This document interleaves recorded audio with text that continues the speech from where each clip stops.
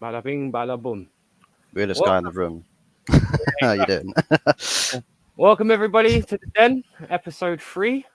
Hopefully, I will have my guests Yeti and Mr. Claude from Tony Gunner TV will join us as well momentarily because they're a little bit late because they've had their own shows and streams.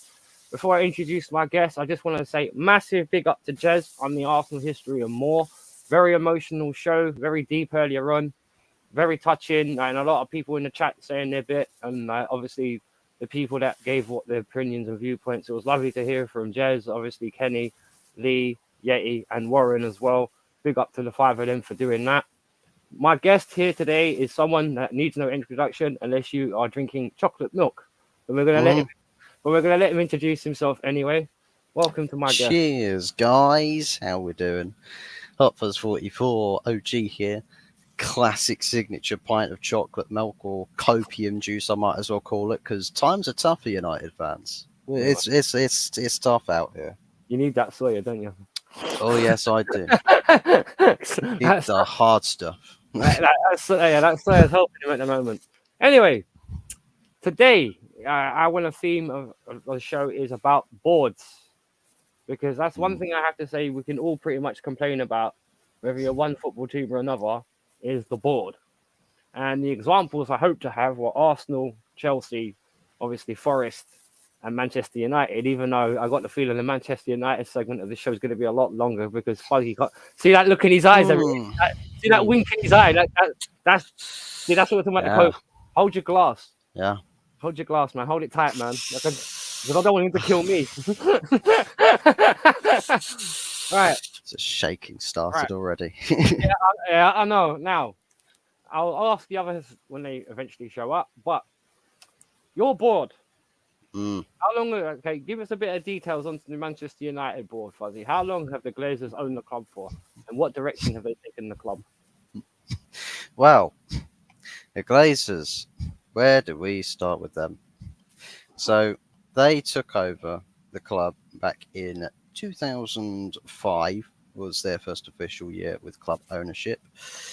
They bought the club on debt, so it was all borrowed financing. Not a single penny of their own cash went into the purchase of Manchester United. It was advised, the takeover was advised by old board's member of United in Ed Woodward. He was, I think it was with J.P. Morgan or Goldman Sachs or something like that, that helped or advised the takeover of the club with then those who had power at the time at Manchester United, like the David Gills, like the Sir Alex Fergusons, that also helped with the procedure of taking over. Fans knew what, well, I'd say fans, some some fans knew what exactly was coming, and those were the protesters you saw marching down the streets back in 2005. Fast forward to now, those protesters in the old days have gone and formed their own club called FC United of Manchester, but now everybody else that was left over is sort of getting to grasp with things and like, yeah, now we need to reciprocate their message from old. Now we need to be the frontmen of this message. That these Glazers are by far the worst thing to ever happen to this club, and they will continue to suck this club dry of any sporting acumen, any achievement, any standards. Because if you're a Glazer, the last thing you care about is football, the last thing you care about is sport, standards, all of that. You just don't care about it because as long as you get the money in your bank accounts, that is all that matters. Now, to be fair, with the Glazer ownership in the early days, the fans that called it out early were just like, well, we know where this is going to go. Mm-hmm. Most of the fans said, well, we don't like these owners, but we still got Sir Alex Ferguson, David Gill, we still got a bit of structure there to actually go on and still win trophies. And we did. We did. We continued winning Premier Leagues. I believe won the Champions League as well in that time. Um, so success wasn't drying up. The, the, the, the situation was getting more and more difficult because, as you know, ownership, that's just like, well, we've got the power now. Now make us money. We're not, don't worry about us paying you anything or giving you any money. We're not going to weaponize you. No. You're going to weaponize us. You're going to give us the money. The money that they used to buy the club, the borrowed money, the Glazers said, instead of us holding that debt and then we pay it back to you later on, we're going to make it the club's responsibility to pay it off. Fast forward to now, we still haven't paid off that debt. We still can't. We've not been able to pay off all of that debt because we've paid to people who we owe money to somewhere in the billion, well, close to $1 billion, reportedly. This is coming from a report that I read up earlier. But it's like the real turning point with this ownership. The real turning point was when David Gill and Sir Alex Ferguson retired, because then it was up to the Glazers to appoint new boardroom staff, a new structure, a new system. And who better than the persons that helped them get into their positions? Edward Ward, Richard Arnold, those two namely. John Murtagh joined the club very, very soon after. I think he joined around the same sort of season that it was that David Moyes was at the club. I think he left Everton at the same time because John Murtagh was working at Everton beforehand, but he then came over. And yeah, fantastic. So we've got basically jobs for the boys. And it has basically been that sort of a structure that we've rolled with throughout the years of the Glazer ownership. But we see that where there's a lack of accountability from the Glazers, there was some stopping power behind having Sir Alex Ferguson and David Gill as people with power at the club, because they were standard setters. They would hold the bar up. So when you get rid of standard bearers and you put people that are not only lacking profession, but also then lacking that acumen, the levels from top to bottom are inevitably going to drop. It will take some time for it to happen. It's going to be a process. Well, hang on. So would you say that deterioration started with your board when Fergie left, or is there a process before he left where things are going to go down and like a certain road, and this is how it led to it? Or do you think it, as I said, like, give me your take on it. Do you think this was a process that was always going to happen? I think there's a lot of people that I think saw that this was going to happen because they probably would have been told about it with how the Glazers are with owning businesses, because they've got a poor track record in every aspect of their business. Every aspect. I mean, football fans, like American football fans, the same problems, right? And you would have thought, right, Glazers, Americans, American football team owners, oh, that's their baby. That's their baby. We love our American football teams, right? We care about that. Nope. Same story. Exactly the same story. For me, it was like looking back at it in hindsight, because I was still barely watching football at that time because I was still quite young. Only being born in '98, I was still in primary school at that point. But for me, it was something where it's like David Gill and Sir Alex Ferguson, they know the job's getting harder because it's less about, well, you're going to have all of this money to spend and we're going to enable you to do that. From the ownership, there's more disabling than enabling than anything. It's like, contrast to the Man City owners. Yeah, I know what you mean. We're taking some of this money off of you every single time with dividend payments, interest payments, debt payments, all of that stuff. Not one piece of investment towards the club is infrastructure or anything like that at all. Not 1 cent. It's all just take. It's like when you call the board members vampires. The real vampires are the Glazers, because they're the ones that sucked everything, life out of it from the start. But where it goes from it being, it's okay, but we can see that it's on thin ice. The ice broke when David Gill and Sir Alex Ferguson left. The ice broke then. That's when things start to freefall. That's when yeah, results on the pitch are results on the pitch. And maybe But Fergie as well. who? That's what I was just about to say. When Fergie goes, maybe where that lack of like control, maybe because maybe like you're saying about maybe Fergie being the pin on that, it's like a grenade. Once Fergie comes out, the standard slips down, and it's just like, and obviously, It's like someone who's got a hand grenade, right? They pulled the pin on it, but they've got their hand on the yeah, keeping it from on the blowing thing. up, and it's slowly. 2014, 2013-14 comes along. Someone's gone, yeah, let's let that go now, and then it's all exploded. Football, like David Moyes, probably was the wrong choice from the start, right?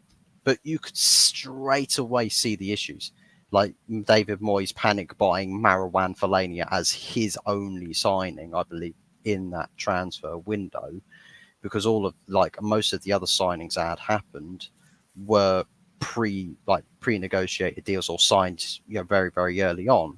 No credit to David Gill and Sir Alex Ferguson for doing that, but you could see when things really started to sour, from how the club ran its business from a transfer approach. So we've got Ed Woodward, who now has this new power. He's got his new shiny toy, and he's best buddies with the Glazers. They've told him, as long as you can make us XYZ money, we don't care what you do. As long as you can make us that money, it's yours. So Ed Woodward, he's got the ego to stroke. He thinks, well, okay, then let's make this the Ed Woodward show. Let's spend hundreds of millions of pounds every summer, right? Sign superstar players that I think are superstars. That could be great for the brand exposure, great for this, great for that. All of that happens. So, like Di Maria is a perfect example. Well, sign Di Maria. He was a good player.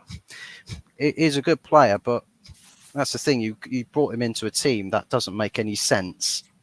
Yeah, it's like signing most of these players didn't really make any sense. It's like one of the quotes from Ed Woodward was signing Bastian Schweinsteiger in his phase where he should have probably just jumped straight into the MLS. He said, "Oh, when you see Schweinsteiger on that team sheet, it's going to send shivers down the spines of your oppositions." Cavani's a signing like that as well, though. It wasn't kind of Cavani for me, for a guy that was signed by United. Now we knew he wasn't in his prime, but it was one of those ones where we all knew Cavani was a good player when he went to United, and it was one of those ones that quietly other fans were like, "Oh, he might do something for them." And it's just like, just like with Di Maria, it was just not there. Like, it's just not there. Well, that's the thing, because one thing that is quite prevalent with the direction that we have gone in since 2013-14 is that there's no long-term vision. But there's no idea as to not just where you want to go, because there's because anybody can say, "Oh, we want to be the most successful club in the world." Okay, tell us how you're going to get there. Yeah. Tell us the journey that you're going to have to undertake, because it's cause to effect. You action something, you'll get the finished articles down the line. Action consequence. Yeah, you're right. But you need the blueprints. And they thought, we can build a skyscraper without a single blueprint. How are you going to do that? Kind of, hang on, just based on that as well, like you said, a skyscraper with no blueprint. That's exactly the same kind of analogy I used the other day when I was speaking about Chelsea and about why I think the problems with Chelsea that the board have created, where you remember I think I said to you as well about the building site. If you got 30 20-year-olds on a building site and told them, "Hey, go and build this structure," we've got one hard hat to share between all 30 of you. yeah, that kind of thing. You know what I mean? You expect chaos amongst to be solved amongst children, and it's a bit like, yeah. And then we kind of, because that's what. Well, I just wanted to quickly interject, and I'll let you finish what you're saying in a second. But it's just one of those ones where we've got a scattergun approach in the sense of you guys want to buy who's marketable. With us, it was just a matter of anyone who's under 23 and happens to be a name, try and grab them. You know what I mean? Yeah, that's one of the reasons why I called in the first summer of Todd Boehly. I called him at the end of it, Todd Woodward or Ed Boehly. Todd Woodward. Both very similar approaches to how they do like business. this player, and this is why I'm buying him. You know, yeah. Bang on. Yeah, and for me, it like I said, just briefly going on to what the Chelsea subject on this side of this conversation. The reason why I think our board has gone a bit crazy and a bit stupid is because you've come in, unlike Man United, who was like a stuttering machine, if you like. Hmm. Maybe we were a similar stuttering machine, like, but in terms of we didn't have as many problems as what United did. Yeah. You know what I mean? Like we were more functional, maybe a bit closer with Liverpool. Well, 2 seasons ago we finished third, like, and now and the season after that we finished like what 10th, 12th. So it's just like, hang on a minute, how did we go from the third best team in the country to where we are now? And that's on the management and the ownership. Well, mainly the ownership is because how I see they've tried to, like you said about how the Glazers, they're kind of ignoring the tradition and the heritage of the club. Because let's not be about bullshit. You're not just known because of your Fergie era, are you? You're known because you're the Busby Babe era. You guys have been known as one of the better teams in England for the last like 70, 80 years. So it's not like the Glazers didn't know what they were walking into, like in terms of trying to control this like United franchise, if you like. Yeah. Because that's how the American owners see our clubs. They see us as the footballing franchises, not clubs dedicated to the people, franchises, and how they can manipulate those franchises and use them to make money, as you said. And I just think with it comes down to certain, like definitely American owners, they don't have an appreciation for the tradition of the clubs they take over. And even Kroenke had this at Arsenal. You know what I mean? Like in terms of, and I hope to get obviously Tony Claude TV's aspect on this as well, but he's busy with his show, I imagine, with Dale. But for me, that in terms of the reason why I bring Arsenal up as an example, because I was saying to you off air, they're one of the examples of where the board have maybe come out of the limelight a bit when 3 or 4 years ago everyone was like Kroenke out, Kroenke out. But now that Kroenkes have been spending money, the focus has shifted more from them to the management and Arteta. But one of the reasons why I think Arteta fails is because of this, just like similarly with United, the structure behind the club isn't what it was. Because obviously they got rid of all their scouts during COVID, didn't they? They sacked all of their scouts. I think so. They got rid of some of the coaching staff, and it's just like you expect Unai Emery, not Unai. Oh, sorry, not Unai Emery. What's his name? What's that other guy? Like Ivanai or whatever that guy is. The one guy helps sign Edu's players. Vinay. Vinay, yeah. Yeah, he helps Edu sign all these players, and it's just like, why isn't there this is Arsenal. This is the Arsenal. Why isn't there a proper structure in place to like filter the players that they sign? And a great example of that is Kai Havertz. We all knew Kai Havertz was crap. We all saw that. You know what I mean? Like, and it's one of those ones where how did the board even allow Arteta to sign this guy? Because I guarantee you, right, in terms of if that was, say, for example, I don't know, Todd Brohy in charge at Arsenal, you really think he'd be looking to buy Kai Havertz for 65 million? No, you'd never. Wow. You know what I mean? Like, I mean, it went with signing Mudryk for similar, well, more expensive than Kai Havertz as well. Yeah, but that's true. I like you bring up that Mudryk point. But right now, Mudryk's going from strength to strength. Is Kai Havertz. Because now that the team's actually settling down, you can see Mudryk in the last couple of games, he's improved. He's taking on players. He's getting on the ball a lot more. He's making more of an impact on a game. Obviously, he scored in his last game, or taken goal as well. You know what I mean? Is that process of, obviously, we had a lot of injuries. We had, like, I can't stress this enough. For a £1 billion squad, we only had about 506 million of that on the pitch. So now that we're going to get all these players back, you're going to see the change. And maybe that's where, hopefully, Chelsea can shut up their haters. If not, we're going to have a very big, useless squad. But I see that in a reflection for Arsenal, it's one of those ones, they're spending money, but there's no difference. If you know what I mean. Like, you could argue you guys have got worse in the sense of maybe, like, you guys asked for a Kane, but you got a Haaland. You know, but, like, when you think about, like, Arsenal is Eddie Nketiah, he'll do. We signed Gabriel Jesus, but Eddie Nketiah, he'll do. You know what I mean? Like, and how, like with Man United, there's that lack of substance or quality in the depth. And like, big up Mama Flossie. I just said it's the fuzzy show. Yeah. He's the fuzz, and I'm the wolf. But yeah, Wolfy fuzz.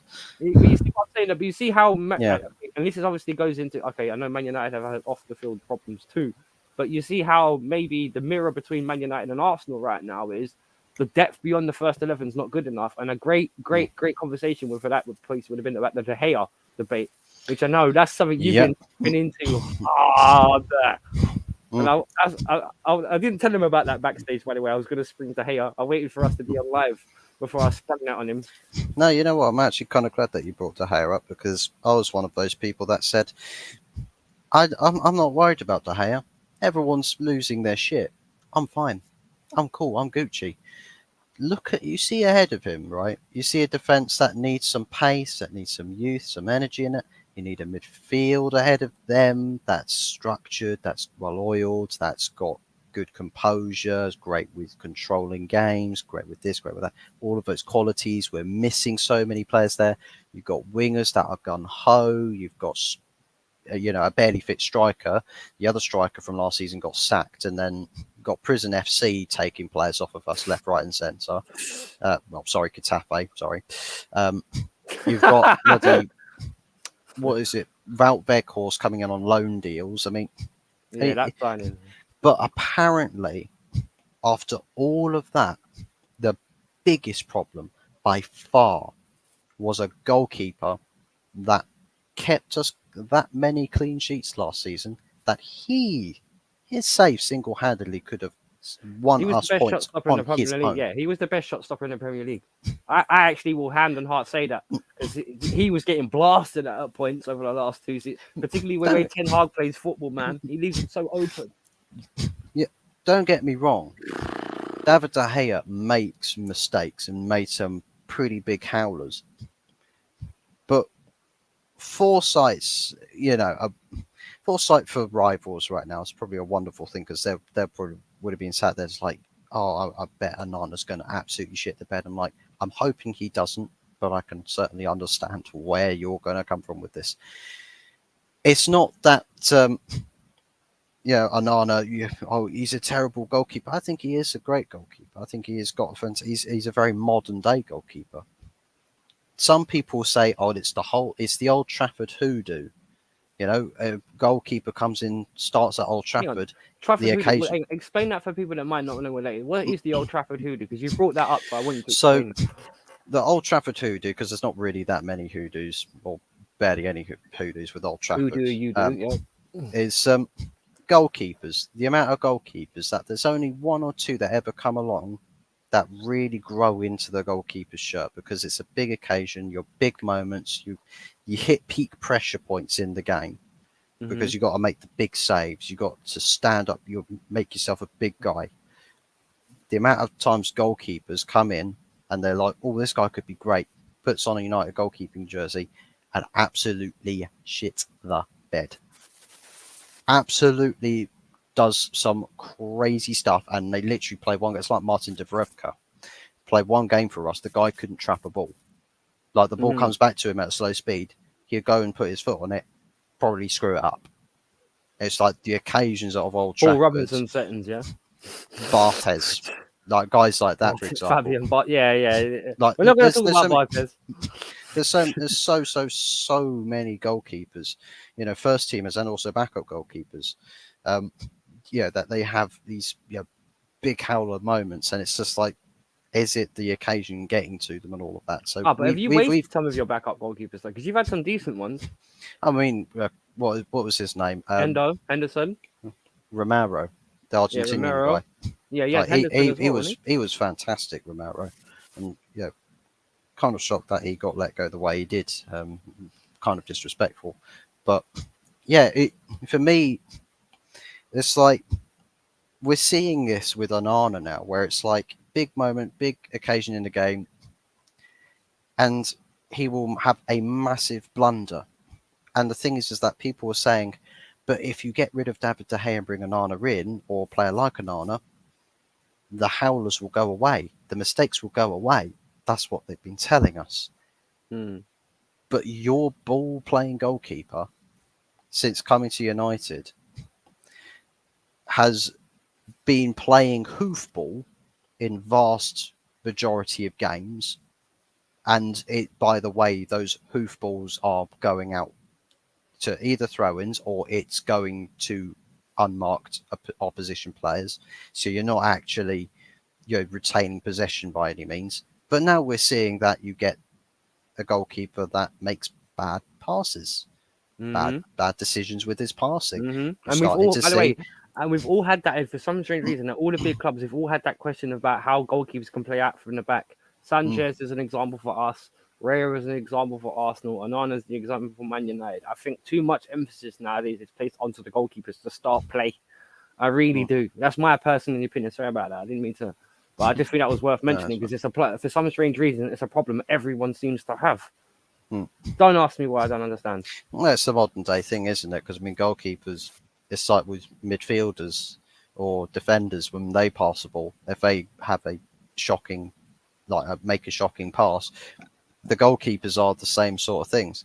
The more time they have the ball at their feet, the more time it is that they have got a chance to make a bad pass. That's just fact. That's why classic systems you see goalkeepers generally do better because they spend more time, perfecting the arts and crafts with these rather than with your feet. And Yeah, that's well said. why David De Gea has done so well for so many years in defensive systems because he's not asked, Yeah, can you go dribble past attackers who press you all the time? Just save a ball and keep it from going in the net. Going in the back of the And net. Yeah, exactly. It was that got us more points than it cost us last season. So for everybody that's out there, it's just like, oh, Onana comes in, he will fix all of our issues at goalkeeping. Right, so you've got your wish. You've got your wish. Onana's here. Has he fixed our issues? No. We're still conceding goals the same way that we would have done with David De Gea. But also now we've got a goalkeeper that's not quite as sturdy with his hands. He's let a couple of easy goals in. But on average, he's now facing more shots. This is crazy. The average amount of goals that United have conceded so far this season sits somewhere around 2. Average of goals conceded per game. An average of 2. We haven't played Man City yet. We haven't played Liverpool yet. We haven't played Newcastle yet. We haven't played those teams yet that could walk in to Old Trafford and hit us for 5, 6, 7, 8, 9, even 10. How about we entertain a prospect of a 10-0 scoreline? How about we entertain that? It seems it's like that's crazy. It's crazy. An average of 2 goals a game.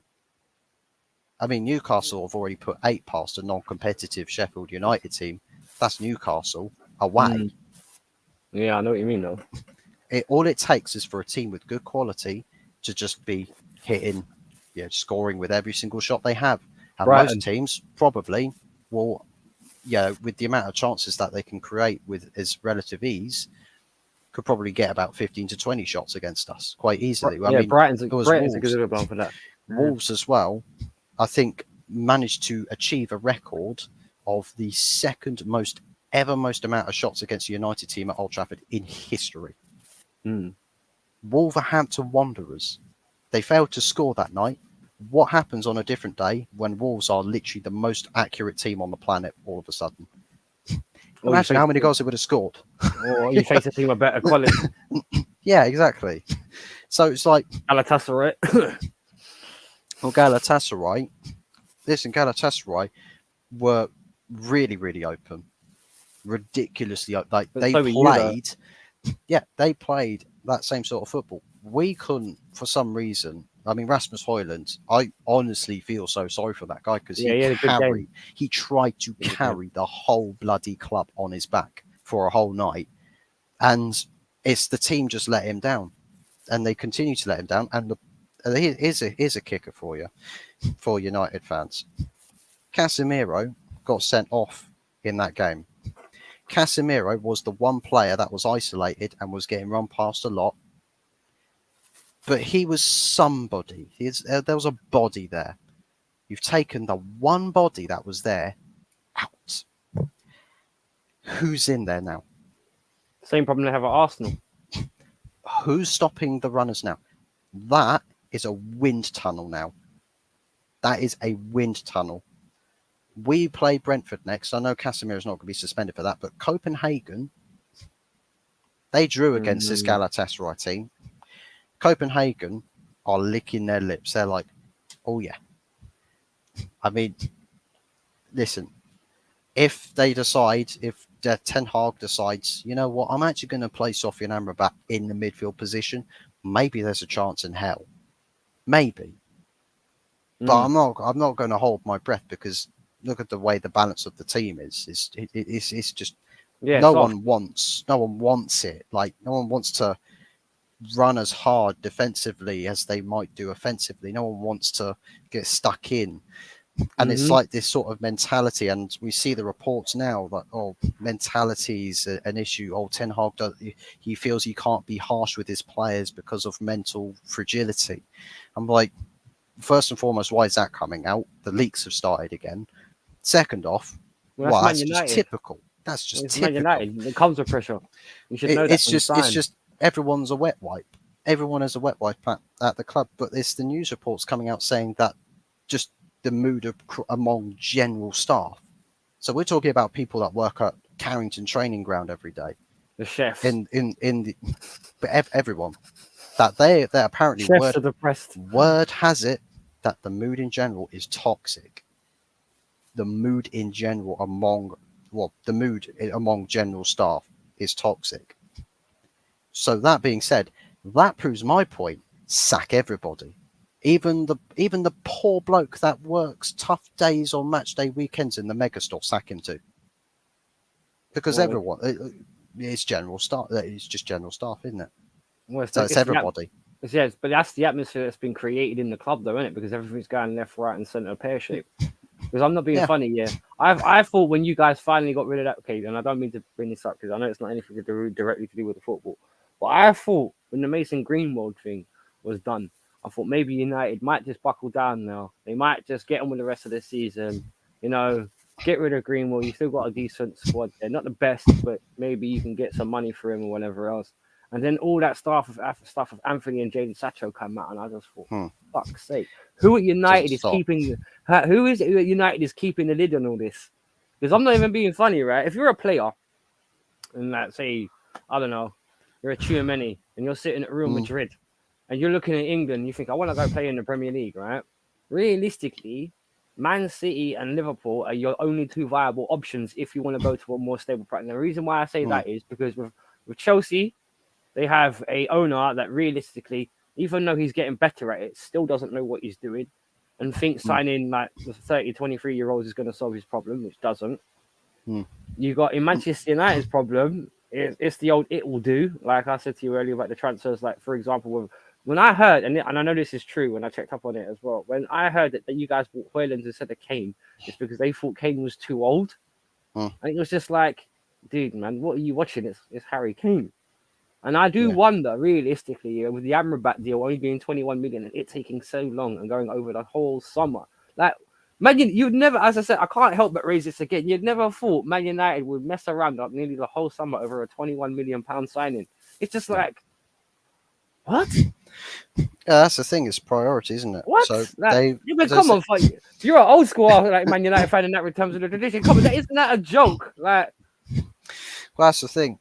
The David De Gea situation with the goalkeeping situation, we could have cocked the whole thing up.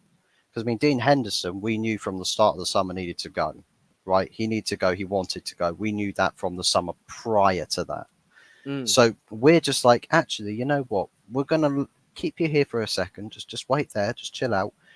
David De Gea's contract expires, but they're like, well, you know, we could have signed you to a new deal and all of that, but we're going to pull the plug on it. We're not going to tell you directly that we're pulling the plug on it. We're going to just let your contract run down. Yeah. But we're going to keep you on the sidelines. We're going to keep you on the sidelines. We're going to tell you, don't sign for any club yet. You might still get a contract offer. Yeah, dangling that bait. So they go and they're busy trying to sign a goalkeeper. So I'm like, so they've managed to cock up this summer already by hitting the panic buttons and panic stations about a goalkeeper that wasn't the problem last summer. Yeah, you're looking at the wrong problems. Yeah, exactly. It's like you've got priorities to take care of. It's even Mason Mount is an attacking midfielder. Why are you signing an attacking mid? Wasn't it defensive mid? Wasn't it the box to box? I mean, you were trying to sign a box to box all of last summer and failed horrendously. You signed a more defensive player with a ball carrying ability. So Amrabat would have seemed like a blatant option from the start of the summer. He's the obvious choice, isn't it? Or one of them. Or somebody else who's got ball carrying abilities. Yeah, I that don't ilk, know, like Gravenberch, Yeah, like a Gravenberch, maybe Lavia. like a. Concedo. They can carry the ball. There's names, there's bare names available, and for some reason, it's like, well, whatever the manager wants. And do you know what? This is where I'll probably say, you know what? Well, Ten Hag shouldn't have the say that he has, or the type of influence he has, where he goes, well, because I know these guys are clueless at recognizing players themselves that would fit what I want. I have to go and recommend everything. So I'm going to recommend X, Y, Z, so they will go and sign those players. Even with that system in place, they fail for most of it. So it's like, well, you're going off of a manager's idea. So he's obviously in a competitive league, tough place, tough job to take, even if it did have great ownership or great board structure. It's tough. So he would go with what he knows best. Henceforth, the most of them are being Eredivisie players or former Eredivisie players, or players he's known, for players that he's managed before. Is that a mistake though? Is that a mistake not trusting to go out of the box, so to speak? Well, you could say it's a mistake, but at the same time, it's like if you're in that position, but you don't have a scouting network that is putting everything on the table. Good to see you, mate, Yeti. Hope you're doing well. Big up, guys. All right. What's up, brother? It's like with you, if you got that going on, do you say, okay, give me the catalogue of players. I know all of these players. I don't watch any of them, but I know them off by heart. For me, it's like Ralf Rangnick would have been the absolute perfect option to have as the overstudy to Ten Hag. He would have been perfect. Director of football. Yeah. Director of football. Because he's like Ralf Rangnick has built clubs from the ground up. Look at RB Leipzig, look at Salzburg, look at those two clubs. Celtic. He had a massive Celtic hand. well. I don't know if he was with Celtic. I'll check that later. Yeah, I did say so. I'll have to check that later. I don't think he was with Celtic. I know he went to Lokomotiv Moscow. He was hounded out of there, and I'll tell you why. It's actually quite funny. Well, that's my theory as to why he got hounded out of Lokomotiv Moscow. Because Russian clubs, they have a very sort of like, you do it our way or the highway. And Ralf Rangnick is a guy who likes to build empires from in his vision, build things in his vision. They'll just like, you do not work for us. You must fuck off out of country. And that's basically the end of it. He did that. He sacked him off. So, yeah. But that's the thing. Ralf Rangnick would have built things from the ground up, and he stated with his comments. And people who say Ten Hag didn't want to work with Ralf, bullshit. Yeah, I don't absolute bullshit. That's a lie. John Murtough is the sole culprit to this, the sole culprit to absolutely cocking the whole thing up from start to finish with Ralf Rangnick. Ralf Rangnick recommended Ten Hag for starters, so he knew what he wanted straight away. Direction, I want this manager because that's the modern thing. That's what this team needs in the Premier League. Look at the way the Premier League is going. You need a team that is proactive, thinks to actually go and press the issue. Ten Hag is an option for that. Everyone else might be a bit difficult to convince, but he had a vision. He had an idea. Let me briefly for you. Yeah. Because I'll let you come back to your vision statement, but obviously Wade just jumped in. Yep. Yeah, big up yourself. Welcome. Hello. How you doing, guys? First time in the Wolf Den. It is. He's seen it many a time being in the same forest as me, but he's never came in. Hopefully you're nice and warm. Well, we normally eat wolves, to be fair. We're not this one. Lost Humans too. But hang on, I haven't not forgot about what you're saying first. I'll come back to the vision. Yep. But I want to get Yeti's take on this because of all the boards that we could be talking about, he's probably the happiest with his. Oh, yeah. Absolutely. because his board is actually showing ambition. Yeah. Now, I want to quickly ask Yeti something. Now, because me and him quite talk about off camera about things and how Chelsea and Forest kind of reflect each other in terms of the size of squad, the amount of players that are there, how the board have kind of taken a scattergun approach to it. But in their case, where they're being a year down the line, you can now see it paying off as they're adding Yeah. Oh, yeah. what's Definitely. there, and they're adding bits and pieces to that. Mm. Now, because and Fuzzy brought a great point up earlier about tell me over the last 20 years, Fuzz, right, how things have changed in your board to get Forest back to where they were. Because I remember Forest obviously being a big team. They were Premier League. They finished third in the 90s. Need me. How what you believe you saw the differences were Mm. to get you Well, back to where you are now. Basically, we had that Fawaz guy who you could tell straight away he was full of it. I mean, I called him out straight away because he was saying, "Oh, I know all Forest history and I know all about Brian Clough and all this, that, and the other." And I was like, "Well, that's the easiest thing you can do when you take on a club. It's like when you get a new player and the player starts going, "Oh, this club's amazing. I've always wanted to play for this club." You know, never mind the 300k a week they've just given me. You know, I've always wanted to play for Forest. It's like, yeah, exactly.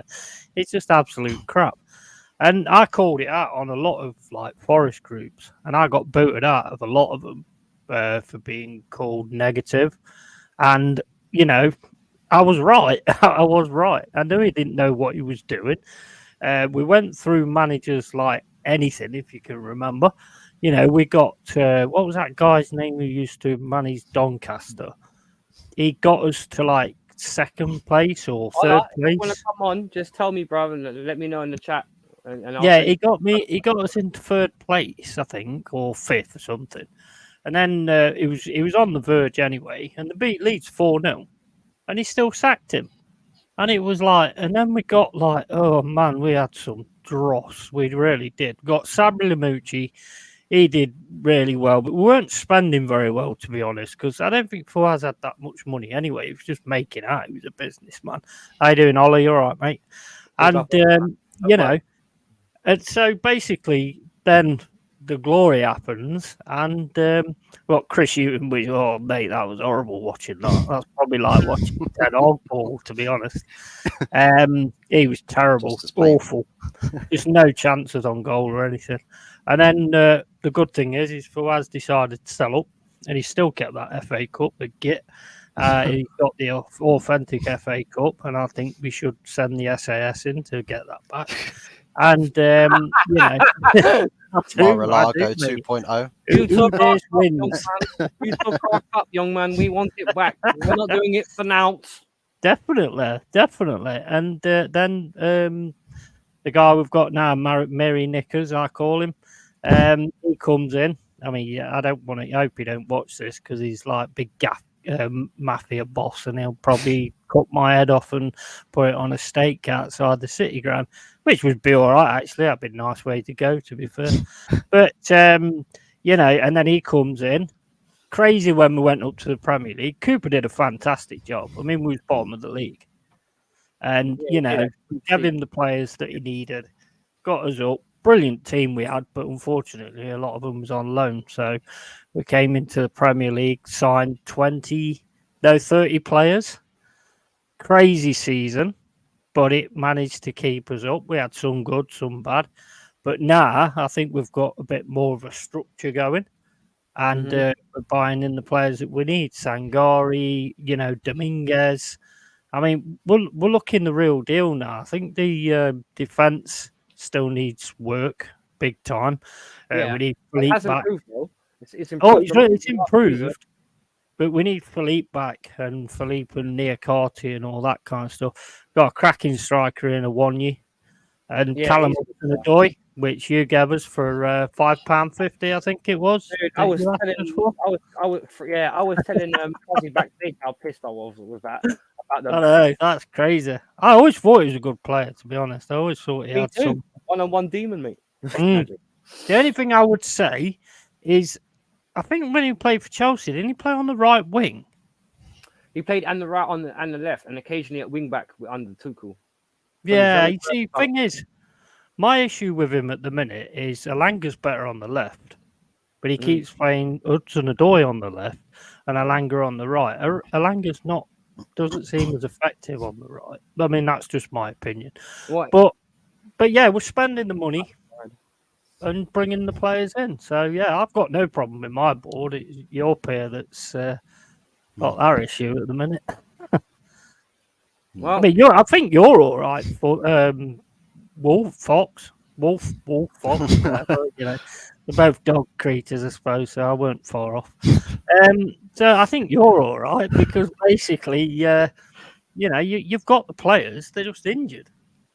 well, that's what I was saying about maybe that's the mirror. Like now that we're seeing the progression of the players coming back, because one thing I like to say is that with my board, we took a scattergun approach, but unlike you guys who took maybe 2 seasons to buy 30 or so players, we did it all in one season. And then at the beginning of this one, added 2-3 more experienced players to it, like Casado with Nkuku and all that lot. And I'll always bring that argument up. If you're going to accuse me of having a £1 billion squad, at least let me play £1 billion worth of talent. Instead of coming up to me with, we're only using 500. Oh, but you spent £1 billion on it. Yeah, but like, how much of that billion? Yeah, how much of that billion do you see on the pitch?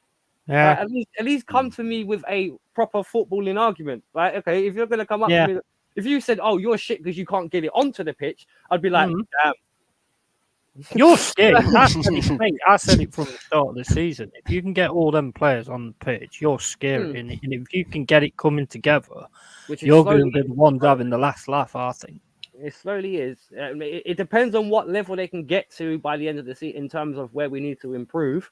But I'm beginning because I'm not being funny. When we played against Brighton the other day, in terms of the way Chelsea are going forward right now, Brad didn't stand a chance. We played him off the pitch. When be scared of it. We're not afraid of cartoons on this channel, man. in the tune, oh mate, tune. Awesome. No, but actually, I have to say because she's a member of this channel, right? And I have to say, big up, Mama Flossie, right? How do you decimate 2 teams in a week? You do it the tune way, the tune style, mate. Like we'll do it 8-0, then we'll do it 4-1 to one of the European big boys. Well, they're not big boys because they've never won it, but they're in it. They're like the Arsenal of France. They're always in it, but they never win it. No, just but you're right. We're starting to see the fruition. Now we've got Broha back come into play. Obviously, we can still bring Raheem Sterling in. A lot of people forget that obviously we haven't even played Lavie yet. We haven't even played Nkuku yet. No. People like Trevor Chalobah are going to come back, which is another player Forest tried to pip cheap. But I don't know. I don't understand why we charged you guys 20 million for him, which you guys refused to pay for, and then we charged you 3.5 million for Callum Hudson. And that it's a bit odd, wasn't it? That hurts. But anyway, but now I'm going to go back to what Fuzzy was saying about divisions, because obviously it's laugh at Fuzzy. Right now, you said about chocolate fuzz, mate. That's right, hot chocolate. Yeah. Pause. No, got vodka in that. No, he said it might. He said in one of his streams the other day, actually, there isn't vodka in it yet. It might involve it. Trust me, I'll slowly start slipping a few like drops of stuff in there. Like... Grandpa's cough medicine.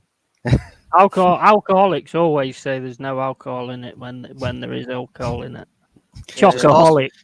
Chocoholic. You know what that was. If I ever tell you guys I'm not drunk, ask me to tell the time. If I tell the time, I'm not drunk. If I say I'm not fucking drunk, yeah.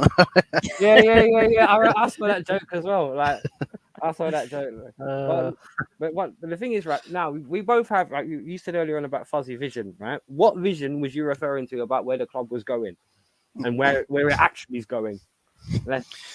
Give me the breakdown. Yeah.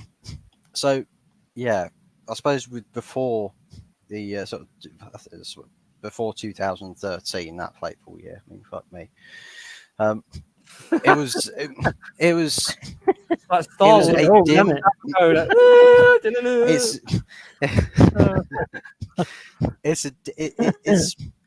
it's a potentially dim vision going forwards with the Glazers, but you had Ferguson and David Gill, because it's like like as I said before, they're your upkeep on your standards, they're your upkeep on your demands, and keeping as to being and acting like one of the elite clubs in Europe, in the world.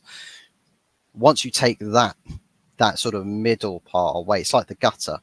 It's like a gutter that is sometimes a gutter could get like clogged up and stuff, but let's say the gutter just falls off. That's Ferguson and Gilt leaving. Now all that water and everything's just going to go straight down. After that, it's like we've had a CEO that's the Glazers' best mates, he'll do everything that they want to, right? Literally, I swear, like, looking at a picture of him, I swear his nose is really brown compared to the rest of his face. But he literally goes with this whole narrative of like, well, because it's my club now, I get to do everything my way, or as long as it ticks Joel and Avram's boxes. I'll spend how I want to spend. I spend it on the guys that I think are going to be good. Straight Too away. busy in the Glazers box, isn't he? True that. Could say a Sidemen pickup line that they used. I think it's Stephen Tries who said it. I'm not going to go there because that'll get cancelled. But get me cancelled. Yeah, exactly. But yeah, it's End like stream, Dave. End of stream, Dave. End of stream, Simon. Literally. We had this guy who was. You could see that he was doing all of his business driven by ego. Like it was the Edward Ward show, and you could tell by some of his quotes that he came out with, like the Sebastian Schweinsteiger quote that I said. That he came out with, saying Schweinsteiger, who was injury prone at the time, but past 30, that name's going to send shivers down the spines of your oppositions. Like, Shiver me timbers. We were laughing at you. What world are you living in? What world are you living in? Like, that's your talent ID, but here's the kicker: you have not lived a life in football. You weren't brought up in football. You came from a bank. Yeah. What are you talking about knowing talent over, say, a manager like a Mourinho, like a Louis van Gaal, like even a fuck it, David Moyes. David Moyes has got a better talent ID than Ed Woodward. Why are you? Hang on. But your point suggests then that which one of the managers do you think they made a mistake with and should have showed more patience with, judging by the way you just worded that? Well, the thing is with managers is performances and how they go about building things. We know that every manager we have had under this ownership or this board has had an arm or two tied behind their backs. Straight away, we know that their job is that much harder. I believe I'm someone that thinks you can make the best of a bad situation where you can show us that you are trying everything in the book to make something work, but something that you don't have is not there. We know that this board could be giving you that. So we would know, okay, well, we know the manager might not be, he's trying his hardest, he's trying to get the most out of his squad, but he's missing something here. The board can do that. The board can fix that. So then straight away, focus is already on the board. But we've gone through a cycle where fans have been very quickly thinking, if the manager can't win a game of football, he's crap. Let's not look at anything else, no other elements. Don't look at it in depth. Don't lift the covers. Don't look beneath the surface of it. The cracks. Yeah. Just look at the situation on face value. Is a manager winning games? No, sack him. Yes. Yeah. And that was where the buck stopped. Now, at a successful club where you don't need to question, like a Real Madrid, you don't need to question it because you know your club is doing everything in its power to arm your managers with success. So if a manager's not being successful, straight away you go, right, so now we do need to go and change the manager because it's not working here anymore. But you can trust your board to do that. But in the latter years, that's when the focus starts to change. That's when all the questions start coming out about the board. The problem that we've got is now we've got another manager, yet another manager in the firing line. And here's the thing. The past 3 or 4 managers that we've had, permanent or interim, are 4 completely different types of managers. Mm-hmm. And the one thing is, different philosophies, different play styles, different across the board, different kinds of visions. There's always the common denomination in problems. Mm. The same players problems. the players on the board. The same problems for 4 different managers, but apparently it can only ever be the managers. With so many United fans,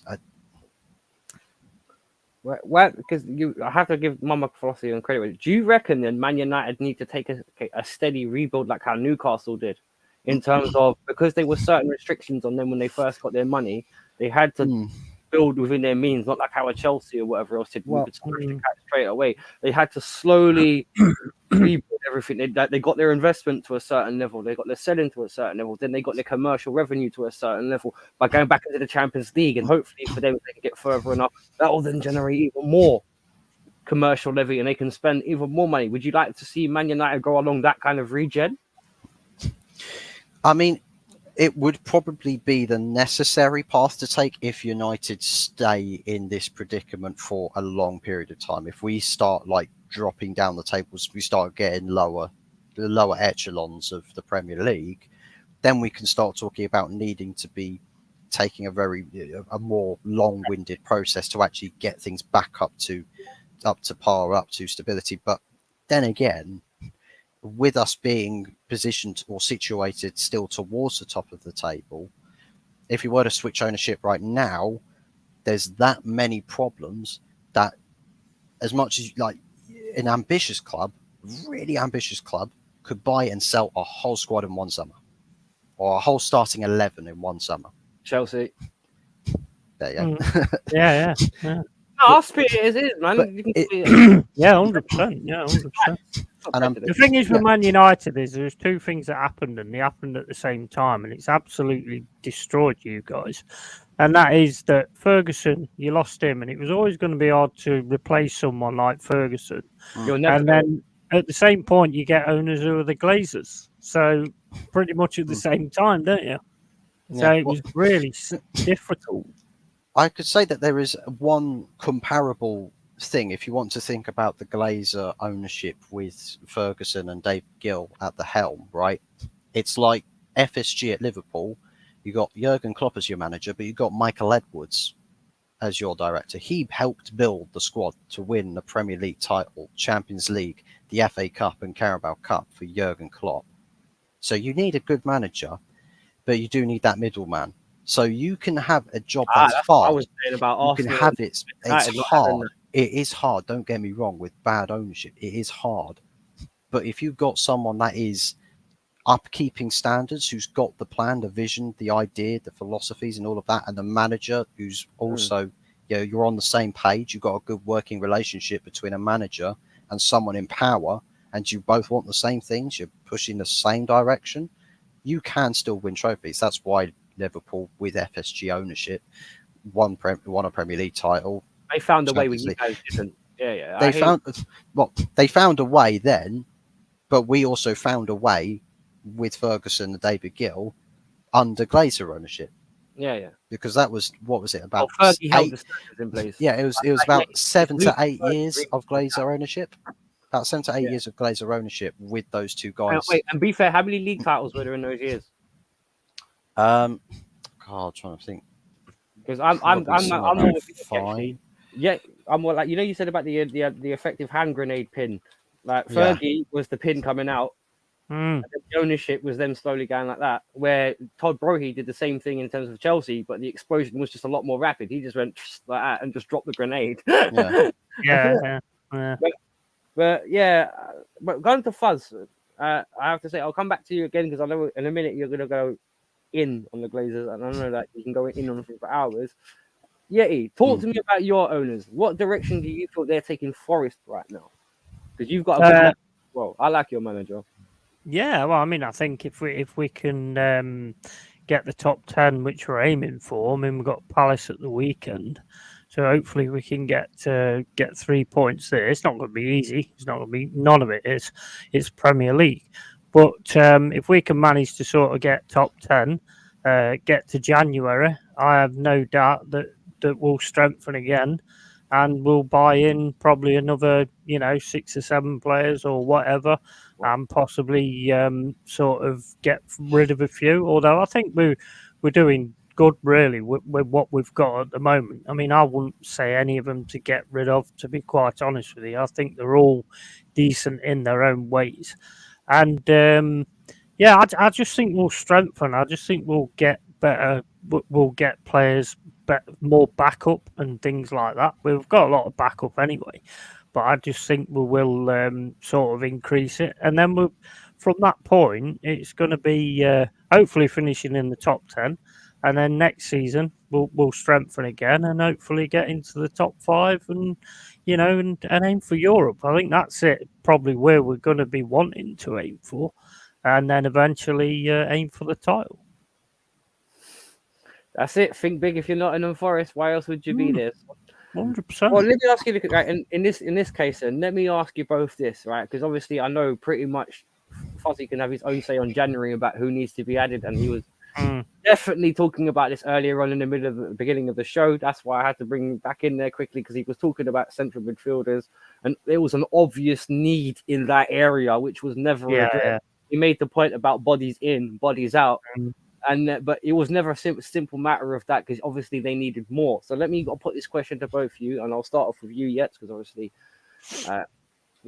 where do you think Forest need to strengthen, and who would you sign if you could recommend someone?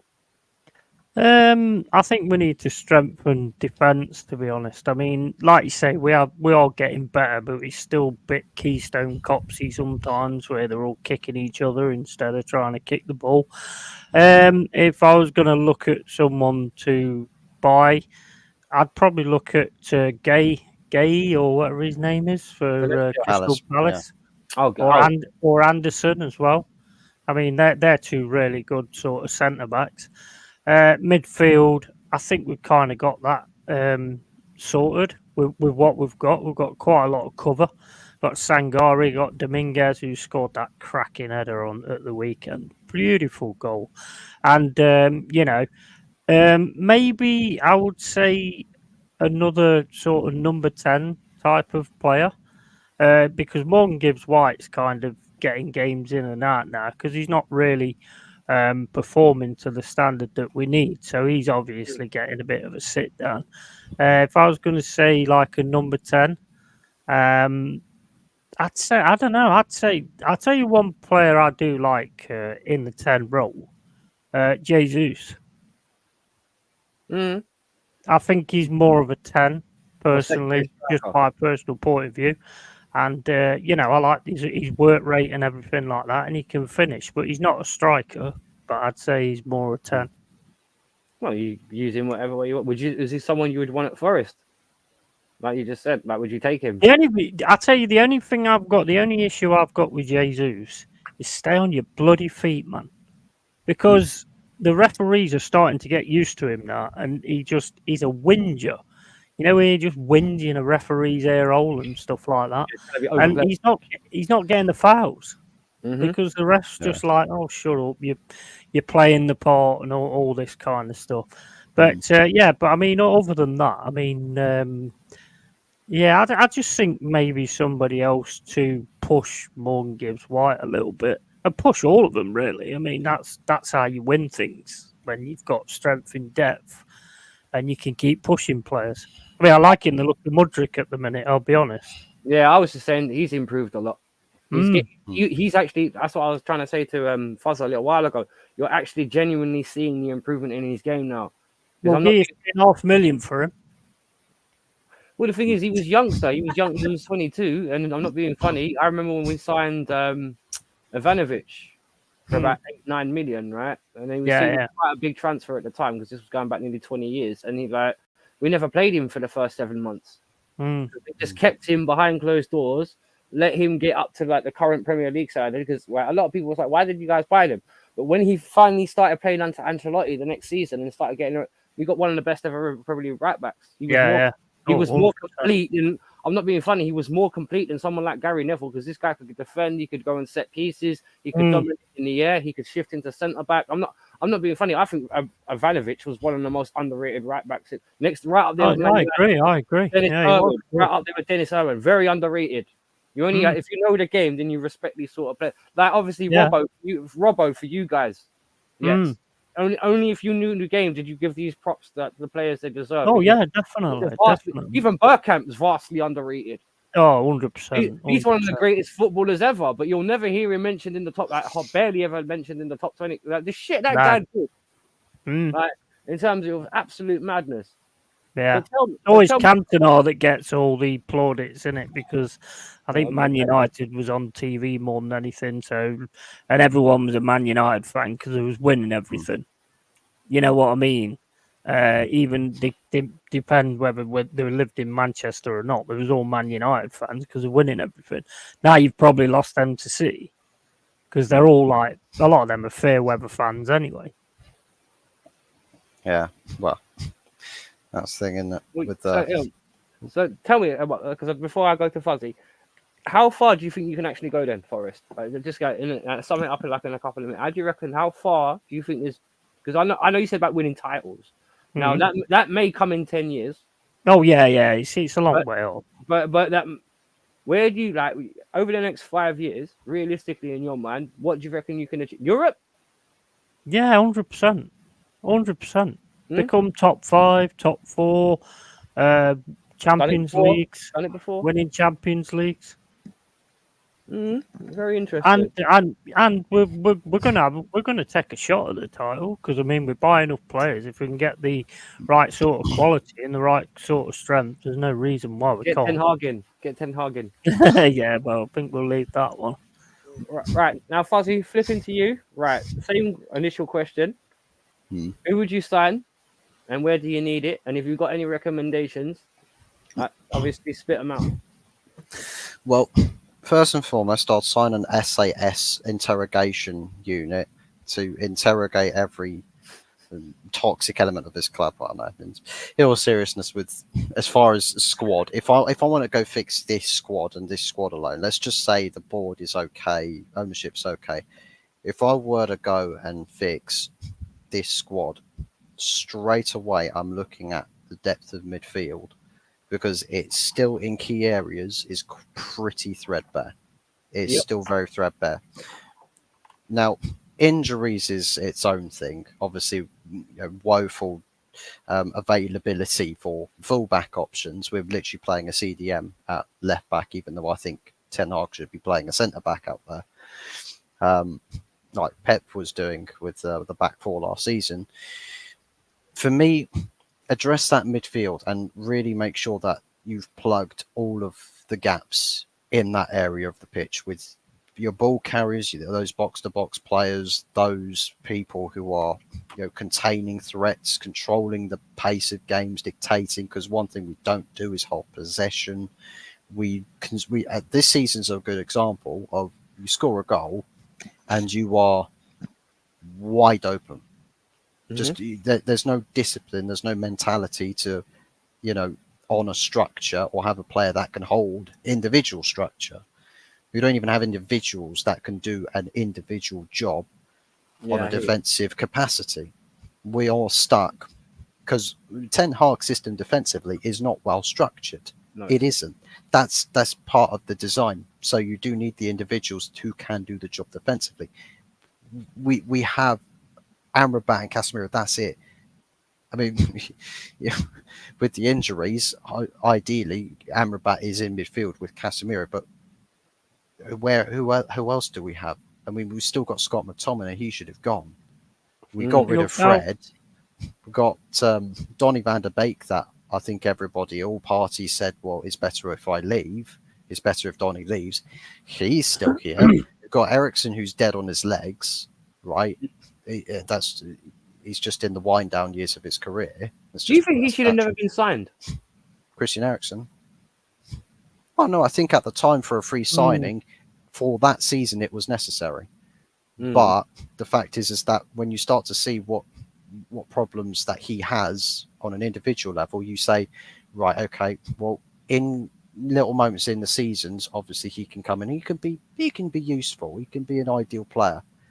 But let's make sure that we've got that situation at midfield area padded down. We've got that sorted out, and that becomes a priority because, as the saying goes, games are won and lost in midfield. So why is Man United not looking every single transfer window? Let's look at the midfield first and let's see how good that is. Why aren't you looking there first? It seems like United want to look everywhere else except the midfield. This weird obsession. Everywhere else, there is, don't worry about midfield. It's like us with strikers, bro. 1 billion and we still haven't got a decent striker. Yeah, well, Crazy. that's the thing. Yeah. With the other positions that I'll probably look into is a winger, another winger to play specifically on the right hand side, and maybe with Marcus Rashford if he carries on, playing this heads down football. I know that at times he's tried to be a bit more heads up, but the guy's starting to lack some, on pitch discipline to the system, right? He's missing something from his game now, and it's starting to cost us more than it is actually rewarding us, as opposed to last season.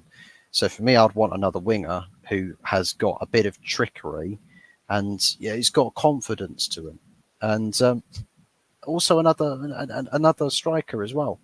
I think you'd struggle to get rid of Rashford, to be honest, with all his virtue signaling and stuff like that. Hang on. Oregon Gooners just said Anthony is pony, and Eddie Nketiah ain't. Hang on, Anthony is. Well, yeah, and Eddie Nketiah he's in prison as well potentially, but that's not the point. Well, he made the bench.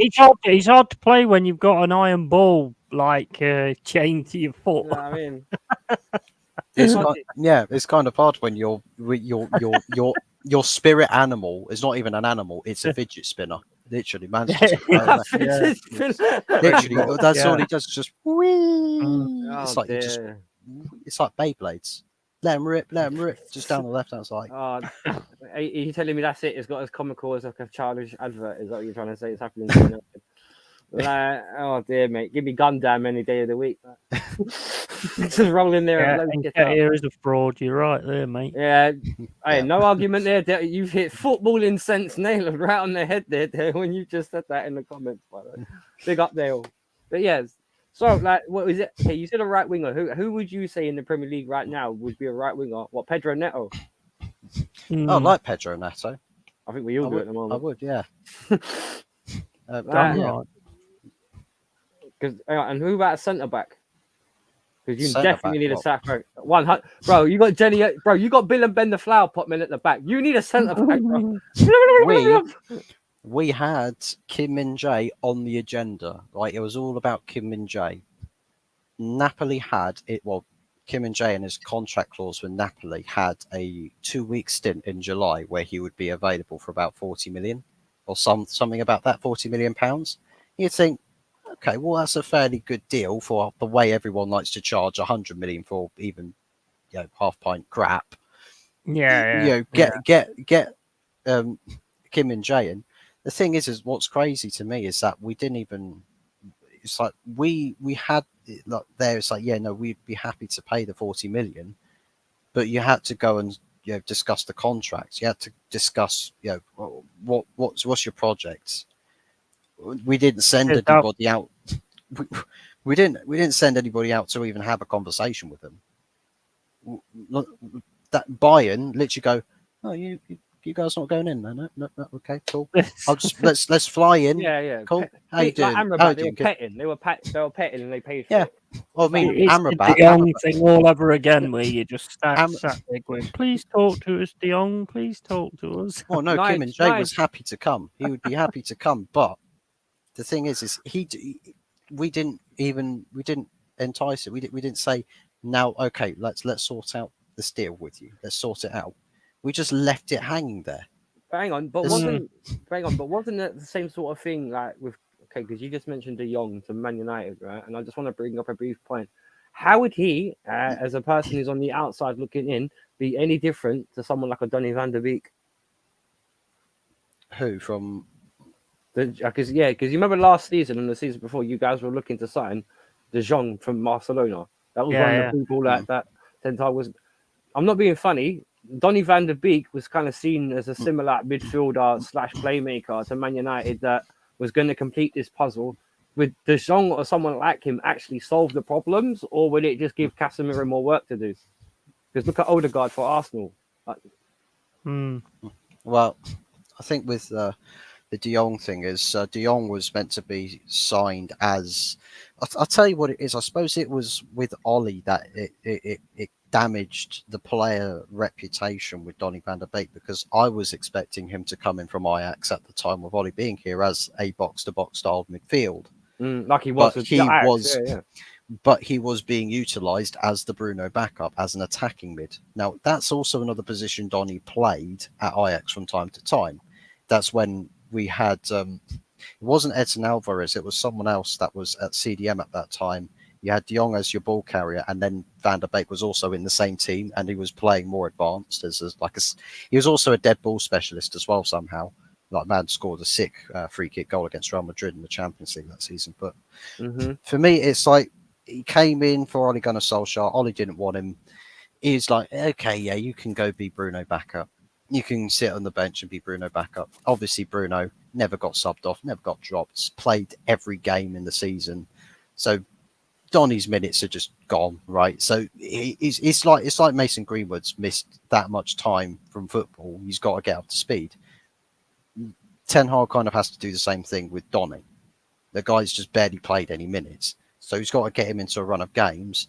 Last season, we were sort of getting into that phase where he's starting to find a place in the team. He was starting to find a place in the team. And then some dimwit from Charlton Athletic, I think it was, ended his season. So straight away, when things were, okay, there's light at the end of the tunnel for Donny van der Beek, the demon comes out of the floor, grabs him by the ankles and just snatches his soul. Wesley Fofana is a similar case for us, by the way. He had a big bad knee injury when he first signed for us. For 6 months he was out. He played for about 2-3 months. Everyone was throwing question marks at him. Then he gets injured for a year. Yeah, that's the thing. There's a lot of people who say, well, we should sell Donny because he's not good enough. I'm like, but you haven't seen him play enough to say he's not good enough. Not good enough. Yeah, how can you draw this conclusion? It's like Anthony Martial. People say, oh, he's a shit player. Well, how would you know? Because he's been injured for that long. You haven't seen a consistent play time with this player that he's declined in his ability. He's not played enough football consistently to show you that trajectory. Now, it's Daniel Sturridge. A lot of people rated him. Man got injured, and then got injured again, and then he got an injury after that. And it's just like the opportunities of playing became unreliable. So obviously he's going to drop down the footballing ladder. And then because you're not playing minutes, you get rusty. You get so rusty that you look like you're crap. But it's like, and that's the thing with that, with players who are injured. So that for me is where my perspective on Donny van der Beek sits. I still think he can offer something to this team, but it's Ten Hag wants to have some answers and some solutions now. He doesn't want to try and take chances on a player that he knows what he can bring, but he wants to start getting some solutions now, some answers now, some results now, rather than trying to he was. I suppose he was patient enough with it, or wanted to be patient enough with it last season, but then he had this big injury. It's like, well, fantastic, I now have to start this whole journey with Van der Beek again from square one. So now he's got to do it again. But this is the thing. Look at the rest of the midfield now. It's just complete chaos. And look at it from a mentality standpoint with all the players and the way that they're playing, the way they're behaving, the way that it's like you lose faith after a while. So even your favourite players from, your boys from another club, you come fast forward to now, things have changed. I think relations with players might have changed. It's like Ten Hag might have been, you're right, Donny, mate, at Ajax. At United, it's just like, all right, Donny, from a distance away, things have changed. Things are about to change. Old though, isn't he? Basically, you can see it. Well, yeah. What you think the problem is? That I'm going to bring you back to the conversation. Do you think that's the problem at United now? They've got no soul. I don't think there's any soul at all, mate. To be honest, I mean, personally, if I was Man United, I'd just shut the doors, and just like take a year off, tell the Premier League we're not playing anymore, and just like rebuild behind the scenes, and then all of a sudden come back again because it's just such a mess. You've Yeah, got players that just don't play for the shirt, which to me is absolutely disgraceful. I can't stand that. That loss against Liverpool, which you probably don't want to remember, but anyway, that loss against Liverpool, the amount of players that just drop tools. Sorry, if I was manager, you don't play again. Well, Yeah. You're not it's, playing the it's, next game. No well, way. that's a common theme is that there's so many players in the squad for Ten Hag. I actually kind of feel bad for him in the sense that there's so many of these players, and this is the thing: it's a virus. It spreads. So all the guys that he brings in, because his club, his board, his bosses don't get them out fast enough. Yeah. The guys he brings in, they share the problems. Yeah, I agree you're the with new you guy. saying it's not Ten Hag's fault, but Well, Ten Hag. what Ten Hag's I'll actually be back in a doing in the second. job is his fault because basically he is lying to all the fans as well. So he shouldn't have to do that. He's doing that because it's what he's being told to do, but from the top, and that to me makes Ten Hag the enemy Well, because he's lying to you. I think that the thing is with managers is that we've had this situation with managers lying to fans or not being honest with fans in entirety. Since the board of Woodward took over, right?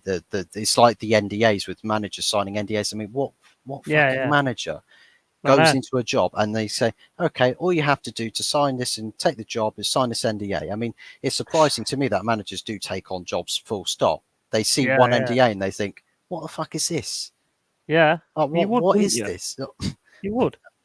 I mean, at the end of the day, it's an opportunity, but you also get, I'm sure it would be a more lucrative wage than you would have been offered at any other job propositions around Europe, because I know Europe, everywhere else, don't like to pay as well as the Premier League does. So obviously a lot of managers would take the opportunities that come from the Premier League. For me, it's like Ten Hag, as much as he might be, or with all these other managers, it's like, as I've said already, I believe in managers making the best out of bad situations. And it's just like these managers, no managers actually help themselves in these situations. Nah. They let these problems accelerate much faster to such a degree. It's like these managers, they're asking to be sacked. They're begging to be sacked. They are. Mourinho wanted to be sacked. LVG, I'm sure, wanted to be sacked. I think the only person probably who didn't want to be sacked from the job is Ollie. Yeah. Yeah, well, I mean, he had no choice. and the thing is, right? And here's the thing, Yeti. Here's the thing. You said that the managers who lied to fans. It was the one manager that we've had, permanent or not. What one manager did we have that told it as it was? What happened to him? Not LVG. Not LVG. Ollie then. Mourinho. No. Isn't it? Ralph Rangnick. Oh, yeah. True. Yeah. Took one press conference to say the situation as he saw it. He was sacked after that press conference. Yeah. So that's the thing. When I say that, people say, "Oh, Ten Hag didn't want Ralph Rangnick, that's why they sacked him." Fuck off. No, it wasn't. It was because he had that press conference, and they said, "No, he's a troublemaker. He would come for us. All the boys who've got the jobs, all of our best buddies. This one guy's going to come in and he's going to upstage all of us." That's what Conte did at Spurs, though. You remember when Conte did that famously just before he got sacked by Spurs? Yeah, well, he comes out with that. And it's like with the Mourinho. It's football heritage. He started slowly bad mouthing the club a little bit, and it's like that was very only certain managers can get away with that. Yeah, if you're a really good manager, you can get away with that. Well, if you're a manager that doesn't have to sign NDAs, you probably can't. Well, I mean, yeah, I mean, you shouldn't sign. So yeah, So to me, that's the thing with this board is that it's like ruled to secrecy. Like it's all one just big, you're ruled to secrecy. You can't speak about this club. So even Ollie, even this pro Glazer, pro board, pro everything, even he's called this board out and called this club out for its shortcomings. Even he's done it because his NDA expired. So even Mr. Positive Vibes, all smiles FC, even he's called this club out. There's something not right, mate, when you're having to sign NDAs. Oh, It's basically saying to you straight away that you're going to do as you're told. Yeah. Otherwise, you're out. If I was Ten Hag, I think I'd just leave. I said this. Pay off and leave. I said after, what was it, Tottenham Hotspur? I said after Tottenham Hotspur, if this shit goes and hits the fan, I would have all the respect in the world and admiration for Erik ten Hag if he were to just walk away. Yeah. Because I was looking at it from the perspective that the board has failed Ten Hag yet again, like they failed every other manager. Elaborate. In what way? Because this is the point of this video stream. Why, in your opinion, as a Man United fan, how have the board let Ten Hag down? Well, look at the order of their business, the lack of outgoings, the lack of the players that they should have gotten rid of, the players that were touted in media reports before the 10th of June.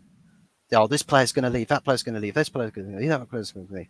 No one was talking about, this player could have a great future at United. None of that talk. It was all, that player's going, he's going. Chelsea were the same. Yeah, all of those stories came back false, blank.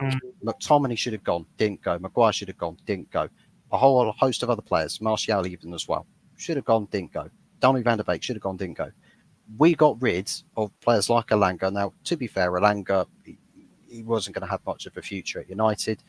This whole thing about backing a manager is what he wants, you get for him. Now, you can say if a manager, if you sign players for a manager because that's what he wants, that to me is like, okay, well, you've got the players you want. Now you have to prove it. We've signed 3 permanent signings and loaned another 2. Great Manchester United choices, though. Look at his choices. Wow, Weghorst, or whatever his name is.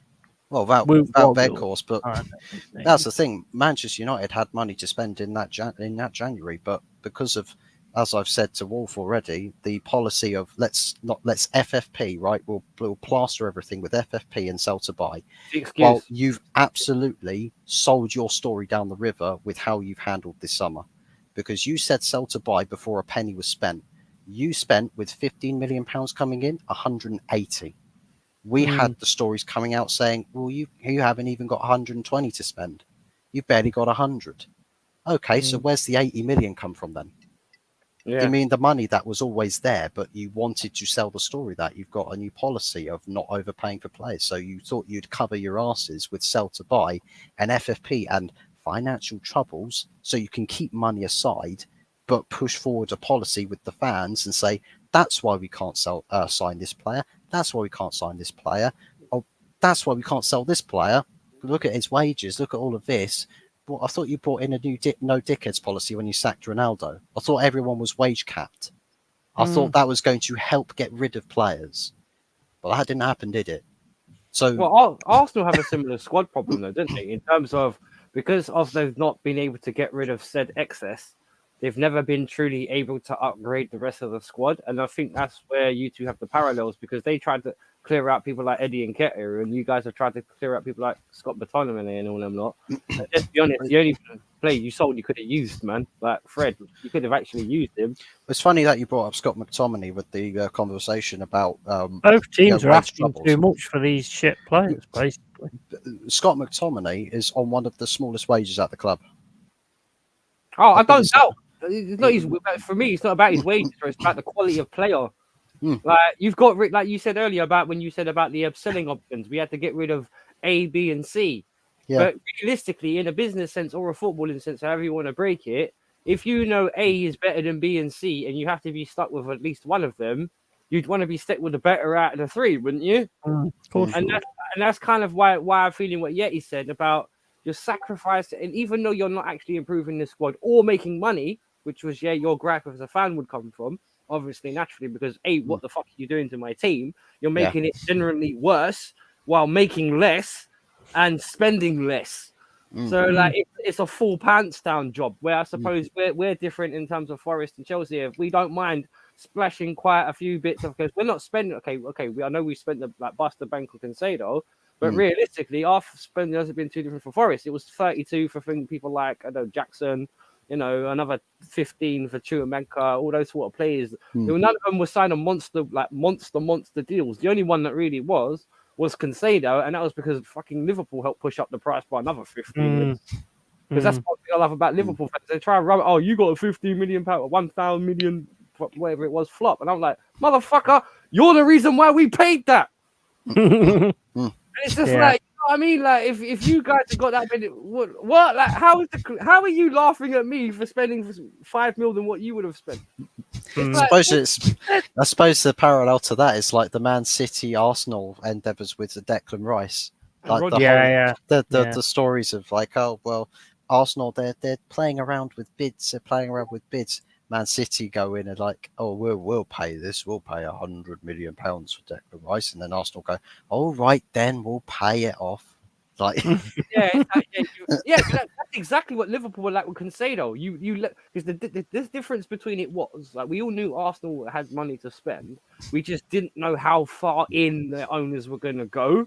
Now, flip it to Liverpool. Oh, we can't afford this. Pretty much like what you were saying about the out and in basis. Oh, we can't afford nothing. We can't spend that much in a player. Oh, but here's 110 million for Moses Cancedo. What? You just, like you said about the stories that United were peddling, like in terms of in and out basis.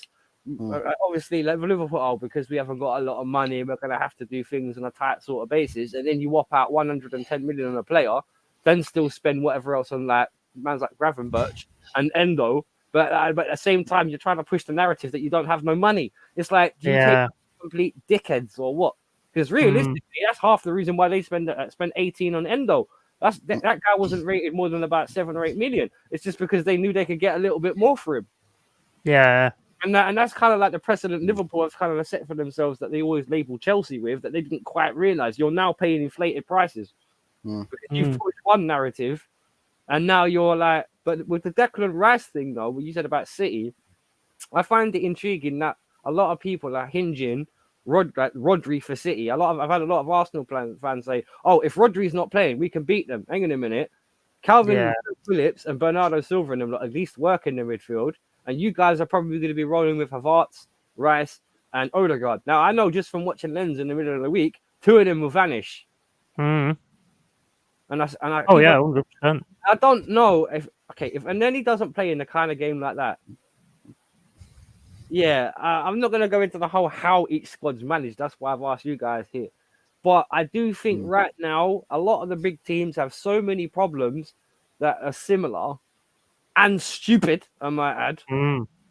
Because there's been a blatant, like with Arsenal, they never needed an attacking midfielder like Havertz. They needed a defender or a right winger. Obviously, Fuzz has just said about his team. Signing players you don't fucking need.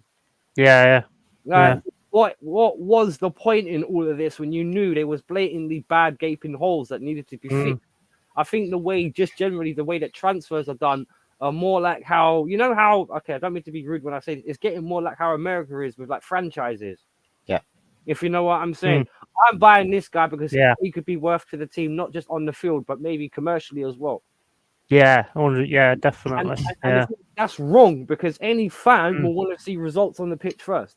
Of course they do. And I do think that's where Man United are suffering because in terms of because even though they generate more money than most of us, unfortunately they've got and we call them vampires. Me and Fuzzy, we call that the Glazers vampires because how much was it? They've drained out the club because the debt was 1.2 billion. Yeah, pretty much. Yeah, about that. Taking money all the time. It's over a bit. Yeah, over a billion. Now imagine if you still managed to keep your hands on about 500 mil of that. You're looking at looking at a transfer like when Bayern Munich bid for Harry Kane. You're saying, "Fuck off! Here's 110 million. Give us the money to complete the team," and that's what Fergie would have done. Like when he bought Rooney, because a lot of people that was when you guys had just got rid of Dwight York and them. Like he was coming onto that. Van Nistelrooy was just about to leave. You know what I mean? That who was going to be that next gun-ho guy out front for? And Rooney, he wasn't United homegrown. You guys spent the big bucks to get him, and you did, and it paid off. You know what I mean? This guy, up until he was about 27, 28, I was still scared of Wayne Rooney because he could run around like a dog. He could hunt the ball down. He could bang. Quality. He was a very good player. And this is one thing I think I had a conversation with you, I believe, and Fuzz a couple of weeks ago about how the English players, when they get to about 29, tend to burn out. Obviously, the Saka comparison from Arsenal, that I swear, man, that guy could be on a stretcher and have his leg like. Mate, if they've lost him, that's it. Game over. Yeah, but when did Arsenal become like an FC though? Just like when did Man United become Amrabat FC or Casemiro FC? When did Chelsea become Raheem Sterling FC? Like when did we become so dependent on all these players, bro? And I probably you're the only exception, being Forest actually, because you're the only one in terms of Steve Cooper relies on a blend of different players. Whatever. Definitely. A 1 FC. Well, I mean, it's not the pace, is it? the power, the power. That forward line is quite scary, actually. Well, yeah, when they're on their day, because obviously, like with people like Callum, it depends. Because just like with Chelsea, and this is one thing that Forest and us have in common, we'll see what happens in 10 games when we're mid-season and what the team settled as, and then we'll build off of that. Because it's just going on to my team briefly, because I'm going to go back onto Forest in a second. Like we just need a striker and to let everything settle. I don't think we need too much, to be honest. I just think we just need to let the dust settle. If you really don't think Broha and Jackson are going to do the job, maybe buy an Ivan Toney.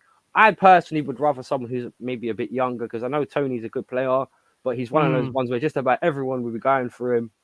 I've got my eye on. Oh, it's going to be mad. That's going to be a mad. Well, I know you what. I've got a keen eye on the Leipzig player. You know, Benjamin Sisko. I want him to come to Chelsea. Because I tell you what, that guy's going to be like a Dreco from Man City. He's going to be that guy where he can finish on his feet. He can get behind the back line. He can score a header goal. He's going to be, I think, watch out for that guy. He's going to be a bit more balanced of a striker in terms of he's got the physicality as well. And he can still be quick. Just like, and I have to say, hats off, Højlund, right? Going back to what Fuzzy was saying, I don't know about anybody else, but he was one of the few people, if not the only Man United player that came out of that Champions League game saying, you know, and he said it earlier, you genuinely felt sorry for that guy because his second goal was. Yeah, he looks good. I like him. Yeah, his second goal was sick, man. And the fact that he could have had a hat trick. Yeah, he was unlucky. But it's a shame because it's one of those ones where, and even Brian Clough once said it when he was playing, I think for Sunderland, when he said about how many goals do I have to score for us to win. And I know, he's smiling because he knows I'm not bought. He actually said that to his defense. Like, how many goals have I got to score for us to win? How many goals? That is one of those. No, but it's one of those sort of performances. Because if that was a Van Nistelrooy, he was quality. If that was a Van Nistelrooy in 2005, that's 2 goals. That's Man United maybe 2-1, and they win that. Yeah, 100%. But it's the way football has kind of radically changed. Now, Fuzz, if you just bear with me 1 second, I'm going to quickly go into Yets about. This season, both of you, I'm going to ask, but I'll start with Yets. Where do you think you'll finish? Because me and you both said top. Everyone else was saying at the beginning of the season, relegation. Yeah. Me and you were the only ones that I actually genuinely said this to him. I actually genuinely believe they can finish top 10. Where do you guys actually believe you could finish? Where is feasible? And what's like dreamland, if there is such a thing? Well, I mean, I think we can finish 8th place. Dreamland would be obviously 5th, but that is mega dreamland. But I mean, we are sort of getting it together now with this 4-2-3-1. If we can get the what's his name, Philippe, back, because he's an amazing centre back. He's an amazing centre back, and if we can get him back and then get the others. I mean, because we ain't got much problem injury-wise. I don't think there's anybody major league out. And I think we could really sort of push on. But 8th, I would say, hopefully, 10th to 8th. And the dream is obviously into the European positions. Getting back. What? You said 5th a minute ago, knowing that's a Champions League spot. Are you actually dreaming about getting back to the European Cup, yeah? Absolutely. You dreamer. You dreamer, yeah. You dreamer. Fucking United can't do it, and you want to do it with dream, mate. You've got a dream, mate. You've got a dream. Have a dream. Yeah, I was going to have a dream come true. Yeah. I know. Right, quickly. fuzzy because we've been here for nearly 2 hours, and I Yeah. don't know how everyone's time's going. But I could sit here babbling for hours. I really could. But for you, There's a question I want to ask actually. What do you think about this Liverpool situation where they're asking for the Tottenham Liverpool game to be replayed? never happened. Mad, Never innit? happened. Because Mad. if you do that for Liverpool, you got to do that for everyone else. Of course you have. Of course you have. Yeah. So No. and it's easier just to say fuck Liverpool, get on with it, than it is to go all right. Yeah. Because I'm not being funny. Liverpool have fans have a gripe with Spurs. Last season when we were playing them at Stamford Bridge, we were 2-1 up on them when they had a corner and Harry Kane was behind Cucurella. Cucurella was running towards the ball. Oh, right, yeah, I remember that. And Cucurella got his hair pulled back by Harry Kane, and VAR somehow missed it. So my answer is, fuck it, you take it like everybody else. Move on. 100%. 100%. No Yeah, one, I I agree can with tell you. you what, no one here, no team in England can honestly chat shit to Chelsea about officiating after that 2009 Champions League game with Barcelona. Mm. If you've seen that game and you know what I I'm have talking watched it. about, Mm. right, with all the handballs and PK doing that wonderful tennis smash in the box to get the ball out when Anelka tipped the Wow. ball over, and he actually smashed it away with it. No, Jets, go and watch it. It's the most controversial night in European football history, next to Anderlecht, strangely enough, Forest. Yeah. Well, yeah. I mean, it was proved afterwards. The ref was brought off. So can we replay that again? Well, that's what I mean. It's just I love a rematch of Barcelona from 2009, bro. You know what I mean? Boy, I'd be rubbing my hands at that. And Liverpool, Yeah. that ghost goal thing. When did it cross the line? So, that's by the by now. I mean, you just take Crazy, it. isn't it? You can't do that because you're going to be going and replaying every bloody thing. Well, you everyone think. will have their own gripes, then, innit? You can't just be Mm. favoritism to Liverpool. Yeah. Because even when Klopp said it, he said it as a fan. Yeah, but as a fan, we all would say that. Yeah. of course So what you you're saying is will. pretty. Tony. What's up? Yeah. What's To be honest, I thought Tony Farrell. Liverpool really did themselves proud with how many people they had on the pitch. I really did. So for him to say he wants to replay it, I think it's a little bit of a slap in the face to the players with the effort that they actually put in. Do you know what? There is one person that made good sense of it. Is Sava on the because they were talking about this. He said, "Okay, so if you want to replay the game from the point of where this, unbelievable disallowed goal happened, so you're starting from what was it like? I can't remember. Was it 30 minutes in or something? I think it was 30 minutes into the game. So you're starting 30 minutes into the game. You're restarting with 10 men because Curtis Jones was off the pitch before that.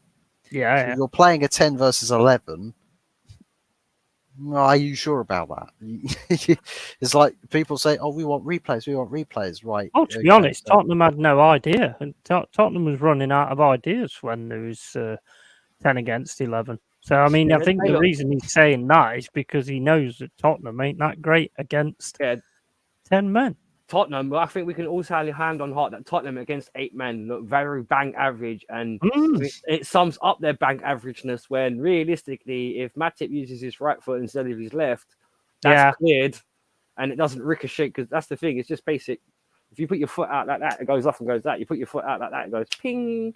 Especially with mega footballs. Unfortunate, man, that was. Yeah, I know, but it's just one of those ones, man. How often have we seen things like that and he just goes whistling over the bar? It's just modern football, man, and modern footballs, because they're designed to fly all over the place like a windsock, because it's entertainment today. Yeah, exactly. And the thing is, they neutralize, because if you look at, because I'm not being funny here, this thing with Liverpool, this is what makes me laugh about it. Everyone acts like this is a problem that's only just happened in that Spurs game. Dude, the officiating for the Premier League's been shit for about 3 years. Terrible, isn't it? It's terrible. I've watched Forest get blatantly robbed with penalties. I watched even Wolves and Man United when they got a penalty at the Old Trafford the other day, right? The guy's a yard away and he blasts it and it ricochets off his face or whatever and hits his hand. Yeah. Look at Onana when he punched that Wolves defender in the face. Yeah, no VAR then. VAR looked at that, but they said, right, apparently transcript for that was why wasn't that released? Was it head to fist? What it was is that Onana, it was a tackle that happened off the ball because the defender didn't get the ball, the goalkeeper didn't get the ball. So it was off. I it just was punched an him in the off-the-ball incident. face. Yeah, you can do, It's man. just an Street off Fighter the ball. It style. was just an off the ball collision. I'm Round like, one. Oh, Fight. what? right, okay. So basically, then, as long as there's no ball there, you can just run out and kick the living shit out of a player because it's off the apparently, ball. apparently, according to VAR, yeah, apparently you can That do is that. mental, man. Well, I'll That tell is you what. mental. Let me ask you both a quick question. Right, Onana or Ramsdale? Who's up for goalkeeper of the year award? Anana, because there's Ramsdale at the 19 minute. Anana, I'll tell you why, because there's 19 teams, fans bases that would vote for him. Yeah, but Ramsdale's not letting any goals in because he's sat on the bench. No, that's the point. You can't let it in on a bench, innit? You're safe to. Yeah. That's Two the clean point. sheets in 2 games, lads. Well, that's actually kind of funny because Anana's actually kept, what is it, 3 clean sheets now so far this season. Even though we're averaging 2 goals conceded a game, he's already got 3 clean sheets. this Do you season. want De Gea back? That's what I want to know. Do you want De Gea back? I never wanted him gone in the I'm first going to place. rename him Aaron Lambsdale and Banana.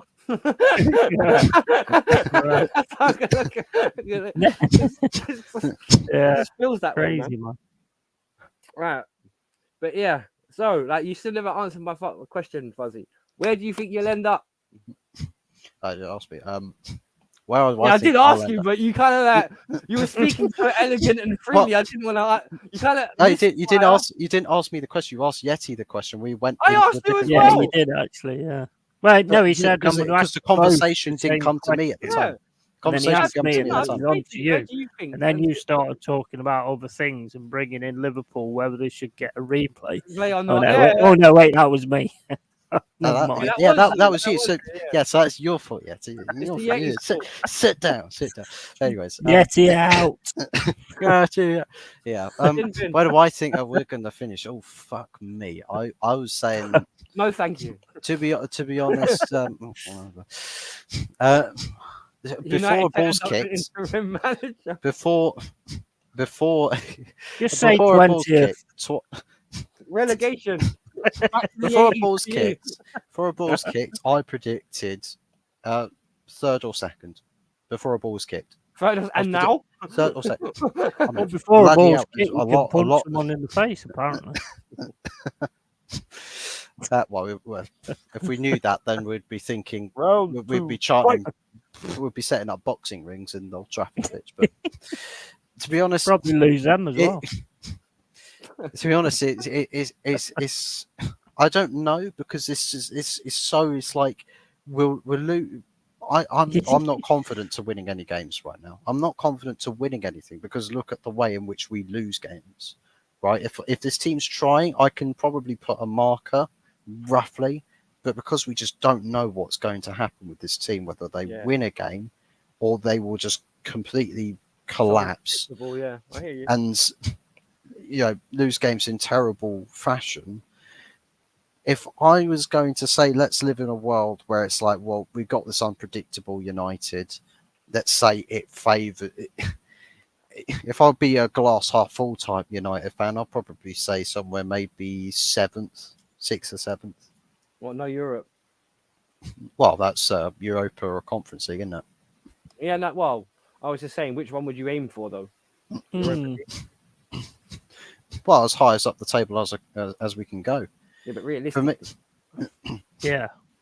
well, realistically, Not much point again in the Champions League, is there? well, obviously, Man City. we're in will it finish- now. I mean, City will finish above us. Liverpool finish above us. Arsenal will. Tottenham will.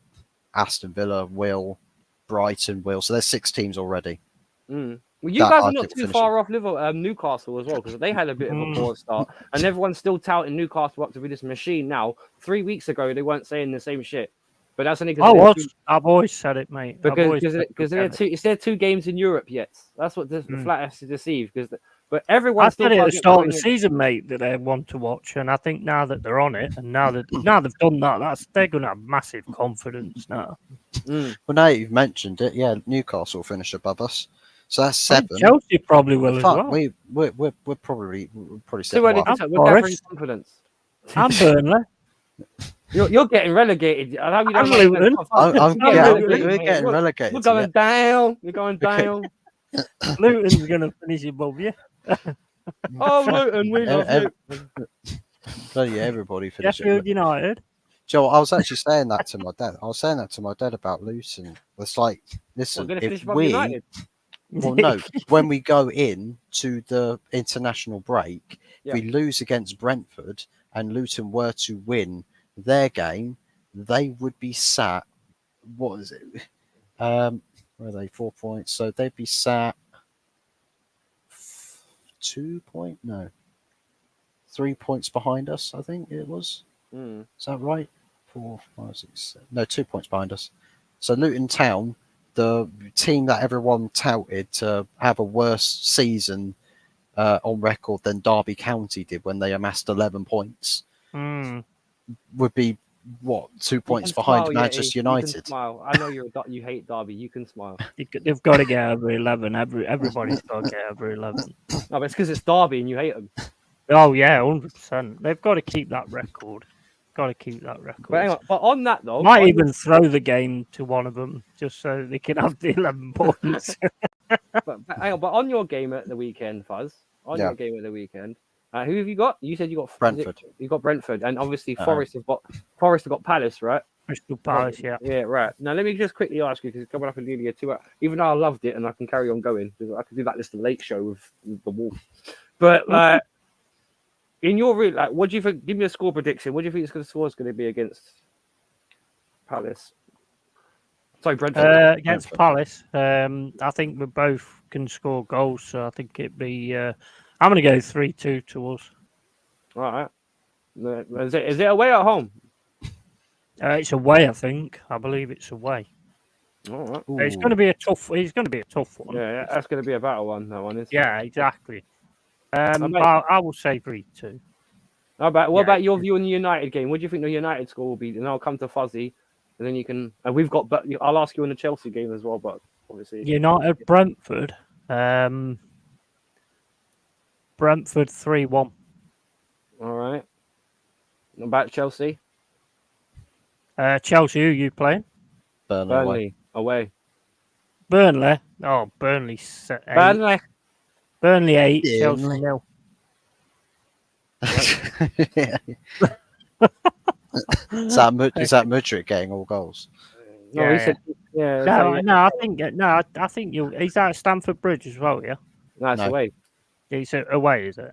I don't know. I think you've got it. Now you've got Brozier, and now Mudryk's getting some great assists. We're getting some And momentum. Brozier takes some really good positions as well. I love So that. I think you'll win it, mate. I think you'll win that about 3-0. Fair enough. Well, there you go then.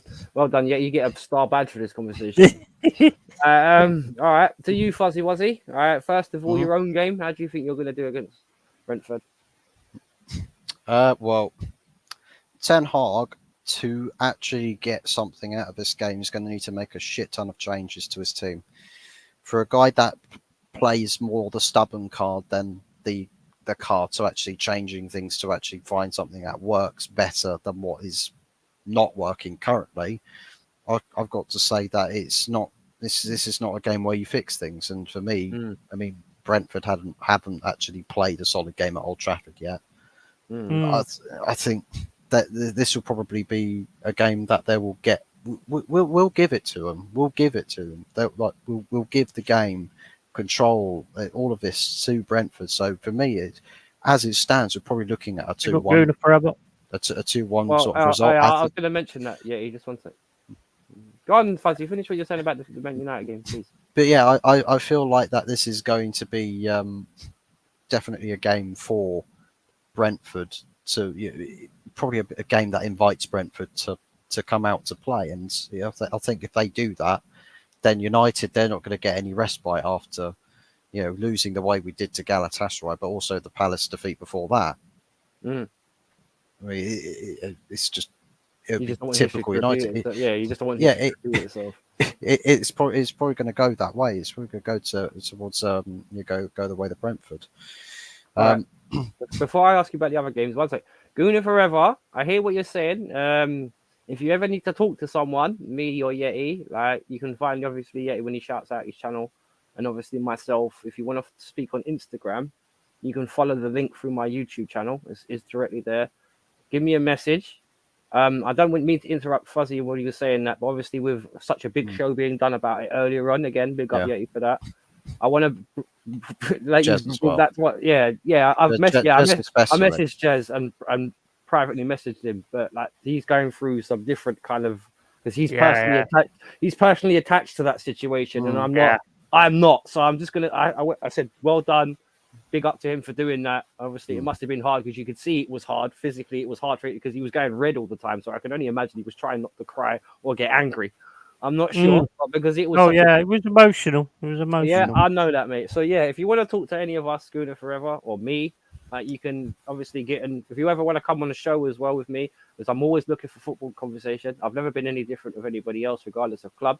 And I'm so grateful to Yeti, Fuzz, Mama Flossie, obviously Tony Ibarra, Tony Claude TV, everyone has been very welcoming me into this YouTube community because I'm still the new boy out of all of these lot, and they've all been very kind to me. And some of them have taken the time to speak with me privately and been very kind to me and honest with me as well, which I appreciate. Fuzzy, I'm still working on. But we'll get there in the end. So sorry, I apologize. But yeah, carry on what you're saying. Your predictions on the Forest game, Fuzz. Oh, this game, because if it's Palace at home, for me, I think that they will definitely take a fight to Nottingham Forest. Whether Forest have got that quality to defend, keep Palace out of their goal, whilst putting goals down the other end. If they've got the good balance, if they find a good balance, I think they'll do fine. It'll probably be something like a 2-1 to Nottingham Forest. But for me, it's like I think Roy Hodgson's going to be getting this team up for this one, because he would look at this one as 3 points. This is the sort of game you guys got to win. Go out and win it. And again, it's Nottingham Forest away from home. Like your team's strength comes from playing at the Forest ground or the City ground. True, true. And I think for Roy Hodgson, maybe he's got a similar sort of idea with Palace. He wants to build foundations, strength at home. And to me, I think if I was to maybe a 2-2, I'll go with a 2-2. I think you'll trade hammer blow for hammer blow in this one. I suppose it's probably the safest result, maybe. But then again, what do I know with predictions? Because pretty much all of my predictions I've got from last week got completely horrendously wrong. So, barring like a couple with like the West Ham and Newcastle. No, it's only an opinion, and I'll only nail you to the floor if you say Chelsea are going to win and they don't. So that'll be the only exception for me. Well, that's the thing. I think Chelsea will win. Oh, you do? Oh, yeah, because we got Burnley away. You reckon we'll win? Just like what Yeti said. Yeah, I'll say 2-0, 3-0. I'll go 3-0 Chelsea. So you're both going through 0, and I know, obviously, like, I know Yeti's got in mind that Broha is going to be involved in that. Hopefully he's fit, because I know they're still trying to get him to play 90. Me personally, with you guys, I do think Forest are a lot stronger at home. Always are. I agree. But the thing is, they do have that ability in them when they can, like, big up, like, a massive. Look at how they played at Stamford Bridge. One thing about it is, and at Old Trafford, it's one of those ones where maybe, like, on the day with Man United, you got a bit unlucky, but with us, you actually showed how much of a unit you guys were. Definitely. So I think, and if you got Palace at home, if you got Palace at home, I think Palace have a difficulty scoring. That doesn't seem to be. Maybe you guys could be a bit rocky defensively, but I don't think scoring is your issue. So maybe I would say maybe a 2-1, maybe 3-1 Forest, because you got the attacking firepower and you ain't got too many injuries at the minute. So, and I have to say, I do like your manager, Mr. Cooper. Like, he may look high most of the time, but he has got an eye.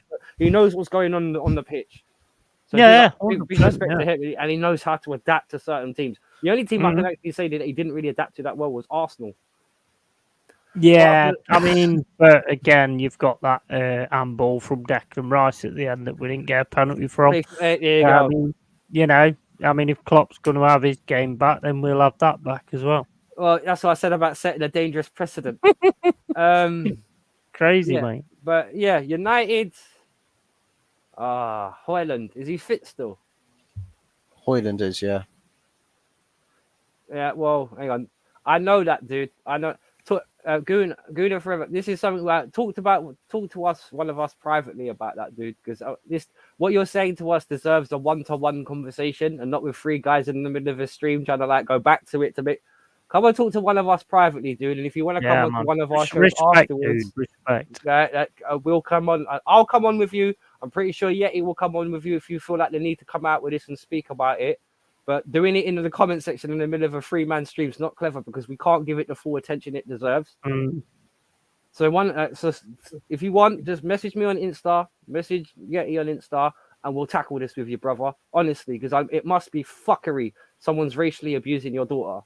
All right, I'm not ignoring what you're saying, but I've had these two boys here, one of them here for 2 hours. I can't continuously, as much as I back up what you're saying 100%. I got to show these guys respect because that was Jez's thing today, and I'm going to respect that and not try and like maybe like Dr. Simon and I'm trying to put my 5 pence worth because that's not what I'm here to talk about. But I'll big up you. If you need to talk to one of us, please just contact us on Instagram. Please, please, please, please, please. I'll be quick with you tonight. If I think you guys can get Hoyland fit, and obviously it's not Lindelof and one of the flower pot men, I think you guys would be all right. Yeah, sorry about that, Gunner Forever. Honestly, I'm not trying to be nasty or horrible, but it's nearly 11 o'clock at night over here, and I know these boys. I know Fuzzy can get away with it, but he won't be able to do this all the time. And same thing with Yets because they've got people around them. They want to eat, sleep, for work, whatever. But contact one of us on Instagram. Yeah, United. You guys home or away? Yeah, We're at home. You're at home. Yeah, I think you'll scrape it. I think you'll get a 1-0 or 2-0. I think pressure will be released off you guys and you'll get away with it somehow.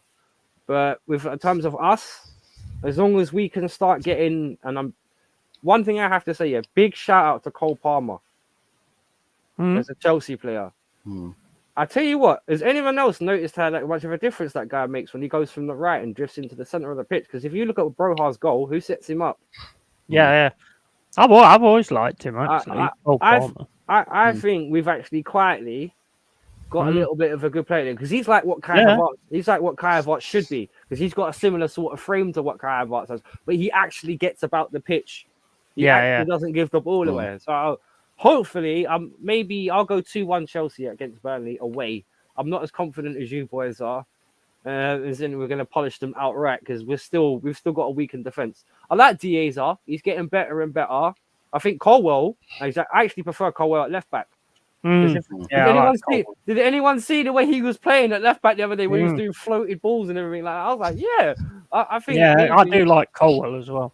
And Cucurella, bloody hell! Look what he was doing at a left back playing at right back, and he's playing better than probably he ever has for us. So. If we can keep that fluidity, keep that bit luck, maybe 2-1, 3-1. But we got to wrap this up a little bit. Fuzzy, shout out your channel, brother.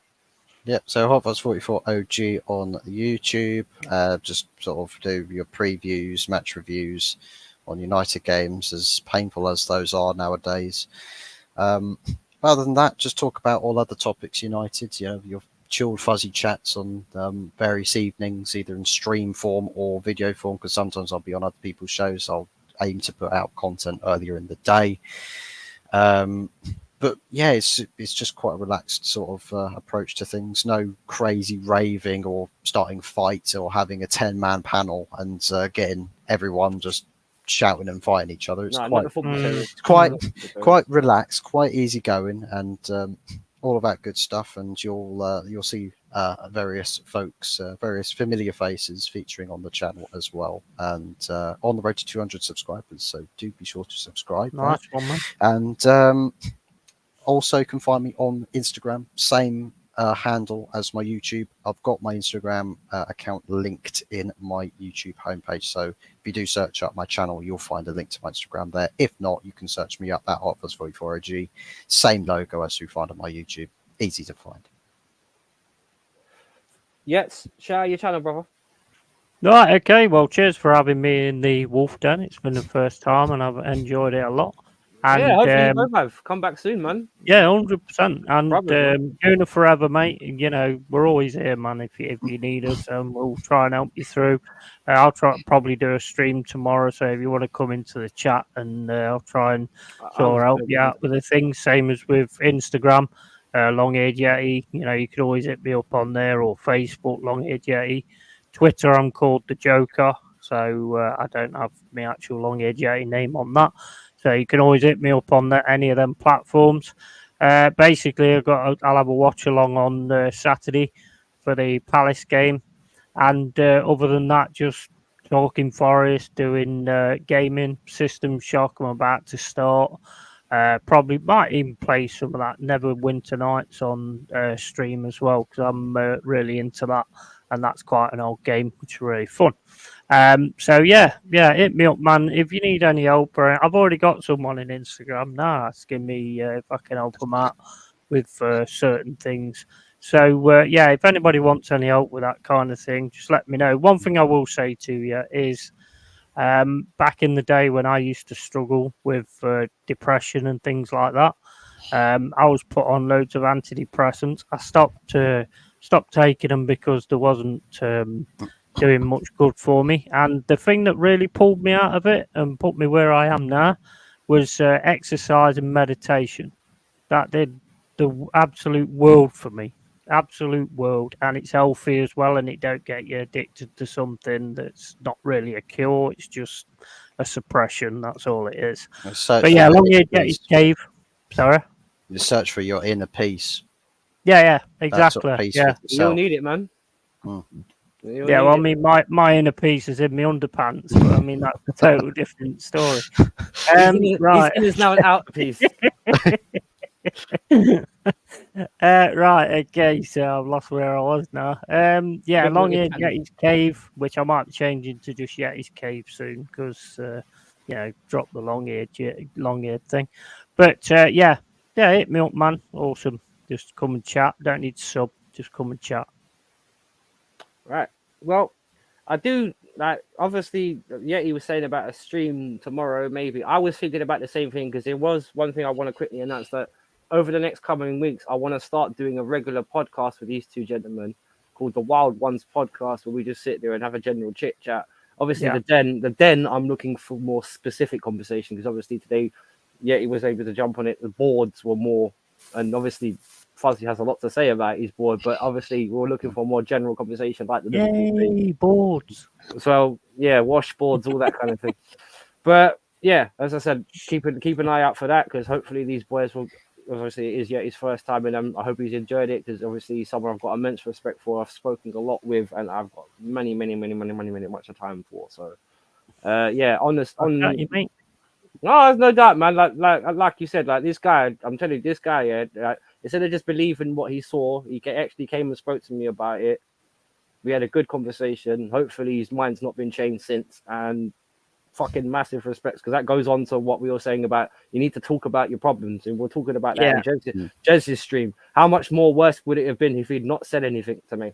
You know what I mean? And the thing is, as I was saying, with nowadays, the isolation is even crazier than what it used to be, because it's one of those ones that used to say you can be in a room full of people and still feel alone, but now you can now you can be in a chat room full of millions and you can still feel the same thing. So because going to what Yeti said about going through problems when I was younger, I was in and out of a mental health institute for 3 years because my bitch teacher was old school Catholic. I was left-handed. She made me use my right. I wasn't too happy about it. I started kicking and screaming about how I was getting fucked up in the classroom. And it wasn't until after 2 years they realized what was going on and actually corrected it. Still sent me to the fucking institute, by the way. I didn't get no written apology on that. But you know what I mean? But what got me out of that was good mates. Because literally, like my friends, and hopefully I'll start bringing them on. They if it weren't for them, man, I might have been some wild fucker. But literally, like I had good people around me, and they're all still my friends today. All my friends, I can honestly say I've had them all 30 years plus. So yeah, mental health. If you need to talk with anyone, and big up, by the way, Tony Ibarra, Mama Flossie, Kenny Ken, Jez, and Ola for all the encouraging words they've given to me. being behind closed doors. I'm not going to say what some of them said, but big up to them for showing their support. You can catch me at Wolfgang Division, obviously here. Obviously keep an eye out for these boys because they'll be back. I'll be doing a watch along on Saturday for the Chelsea game at 3:00. I've got a feeling the boys will be there and doing respective watch alongs or be doing what they're doing. Good luck with their teams because I'll always wish them luck as long as they're not playing Chelsea. Chaps, any last messages? Oh, all good here. Don't do drugs. Mine would be do your drugs for free, get your drugs for free, and then give them to me. I'm not monetized. Do alcohol, not drugs. That'd Yeah. be a better one. I used to be an alcoholic. People say alcohol is bad for you, but it's like fuck it, I'm no quitter. Get chocolate milk. Yeah, but is that laced yet? No. Wow, not yet. It will be Not soon. yet. Take care, everybody. Invasion of the chocolate snatchers. Ah. Get Sex for chocolate's going down, I man. think that means something different, doesn't it? Chocolate Pause. snatchers. Now put a pause. Whenever you say you got to put a pause afterwards, just so people know you're clarifying. Anyway, good night, everybody. Take care. Stay safe. Later. Yeah. Peace out.